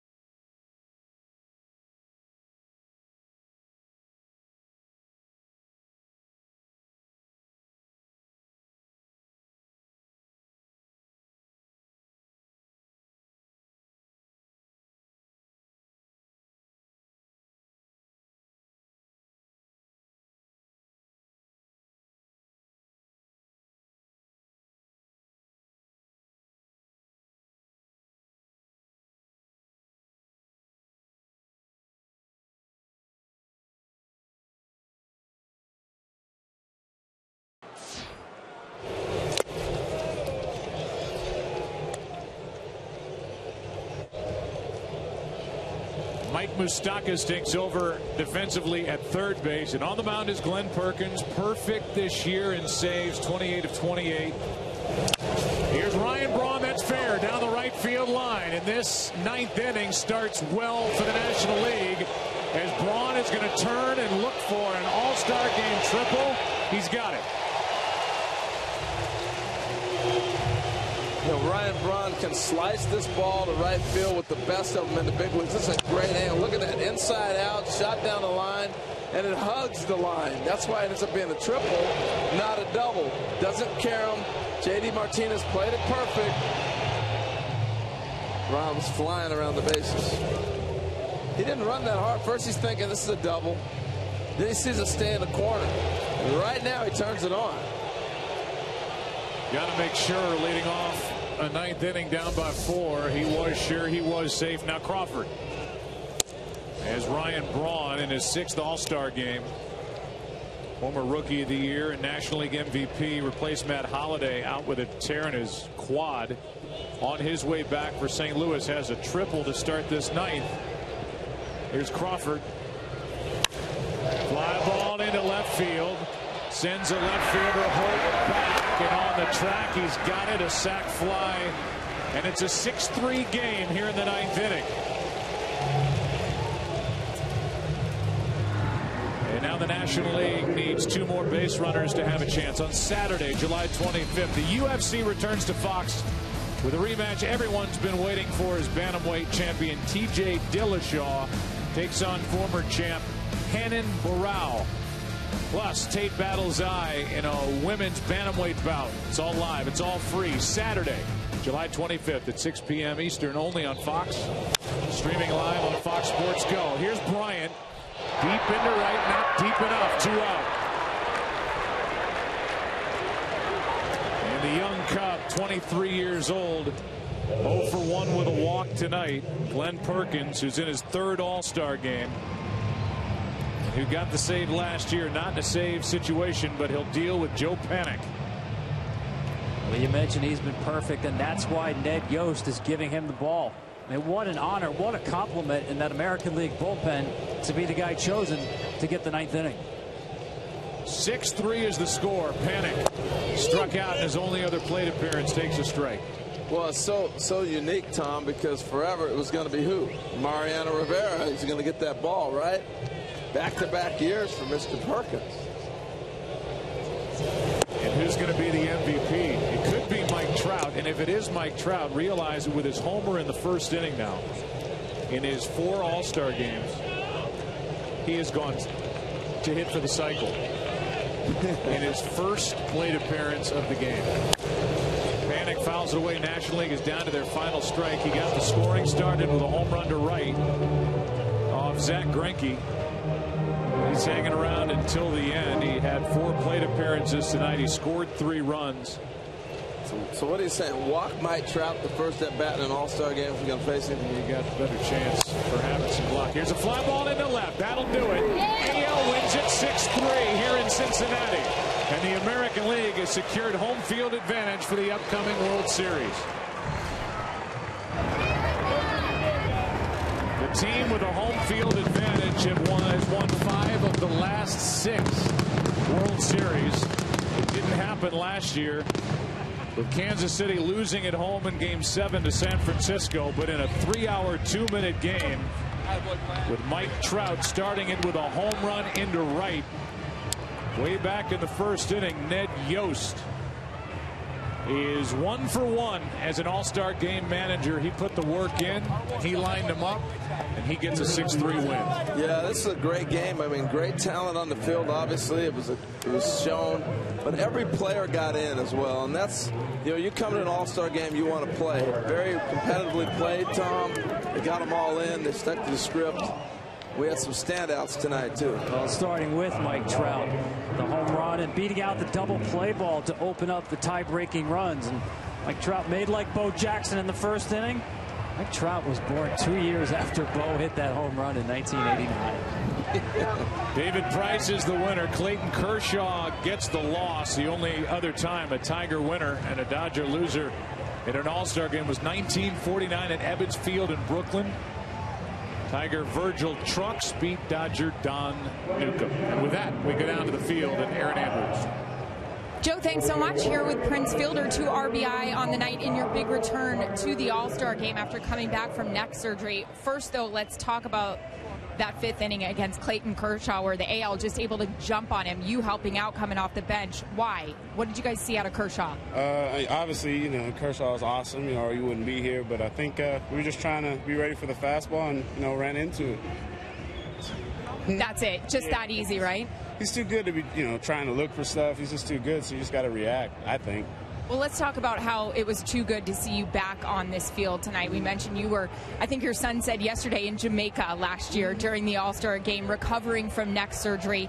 How good did it feel to be back? Oh, it was a lot of fun, especially to bring them here, because I think they forgot I actually played baseball. So to bring them here and, they actually believe that I'm still kind of good, so it's a good feeling. Well, we remembered you, and we're glad to have you back. Thanks so much, Fred. Thank you. Kenny, over to you. Thanks, Aaron. Lorenzo, You had a single off Bumgarner, a 2-out RBI single off Kershaw, and you didn't have to face Chapman. How would you describe your night? I would say it was a great night. Like I said, I got a few knocks early, found ways to get on and driving a few runs from the team. And like I said, fortunately, we came out with the win, so it was nice. Now, you had 5 teammates here, your manager, your entire coaching staff. Right. I saw Ned embrace you after you came out of the game. What was it like having everybody with you? It was awesome. I mean, entire coaching staff, my teammates, a lot of newcomers, first-timers like myself. So we all enjoyed it together, sat out here and soaked it all in and just had a blast tonight. So definitely happy we got the win and just got to move forward and get ready for the second half of the season. Lorenzo, thanks a lot. Good luck. All right. Joe, back to you. Yeah, part of the attack is Lorenzo Cain. His night 2 out of 3 with a single, an RBI double. And for the American League, the most runs they've scored in an All-Star game since 2005 when the AL won it 7-5 at Comerica. Tonight, a final of 6-3. The AL home field advantage. The American League wins it over the NL tonight in Cincinnati.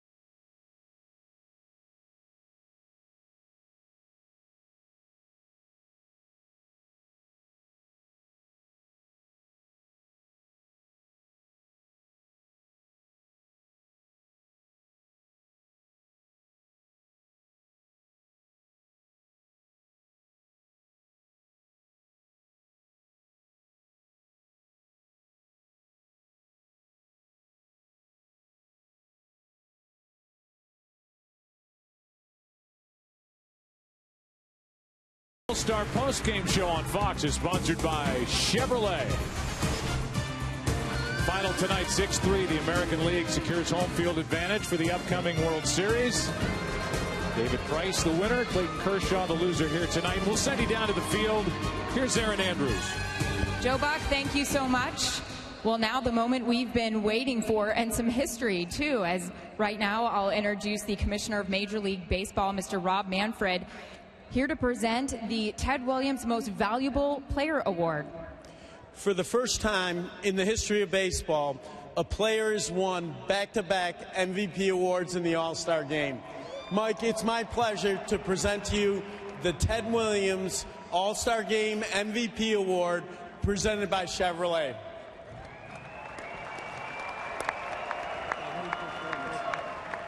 And now, the U.S. Vice President of Chevrolet, Mr. Brian Sweeney, you have a very special gift for Mr. Trout. I do. Mike, on behalf of Chevrolet and our 3,100 Chevrolet dealers across the United States, 2 years in a row, you get a choice. It's 2016 Chevy Camaro or our Midnight Edition Z71 Silverado. Your choice. I'm going to have to go with the truck. Truck it is. So the truck it is. Mike, congratulations. Congratulations. Refresh our memory. What did you take last year? I took the Corvette. Yeah, so a choice between the Corvette or the truck, and I took the Corvette. So this year I'm going to take the truck. And I was under the impression you gave it to your family members, but you told me you're still driving this. Now, who gets the car this time around? As your mom is standing right over here, by the way, no pressure. Yeah, no, I don't know. I think I'll just drive it this time, just like the Corvette, but everybody's able to drive it when they want to. They can take it around for a spin anytime they want, but it's going to be fun. They're laughing, but I see some very mean stares. Take us back to the beginning of the game. You lead off versus Zach Greinke. We all know you have played against him many times, but what was the key during that at-bat? Yeah, no, just trying to get a pitch I can hit. I got the 2 strikes, just try to barrel it, put a good swing on it, and it went over the fence. You know, it's this experience has been awesome. The fans been great, everything. You know, I had a blast. You know, I was just talking to the commissioner and saying, this is your face. This is the face of Major League Baseball. I had guys like Todd Frazier in the dugout say, Mike Trout is the best player in Major League Baseball. Pitchers are saying they want to face you. At 23 years old, how do you put that into perspective? It means a lot. You know, I try to respect the game as much as I can, play the game the right way, and just have fun. Never disrespect it, and just go out there and give it my all every day.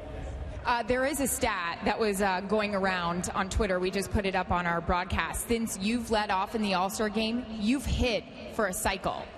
Did you know this? No, I didn't know that. That's pretty cool. And another thing you don't know, Todd Frazier did tell me, since you are chartering back together to New Jersey, because you won this and a car, you're paying for the flight. Congratulations, Mike Trout. Thank you, guys. Thanks for everything. Thanks, guys.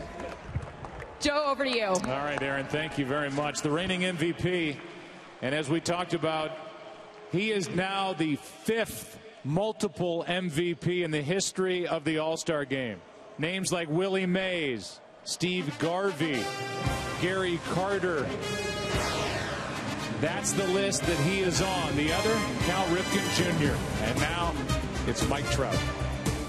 Coming up after the break, we'll check in with the guys on the set. That means Kevin Burkhardt, the Big Hurt, and the guy in the red jacket, Pete Rose. How good is this kid? He's the MVP, 2nd year in a row in the All-Star Game, the Midsummer Classic. The face of baseball, he can do it all. He proves it every time on the biggest stage, and he's done it in Cincinnati. AL wins at 6-3. Back after this.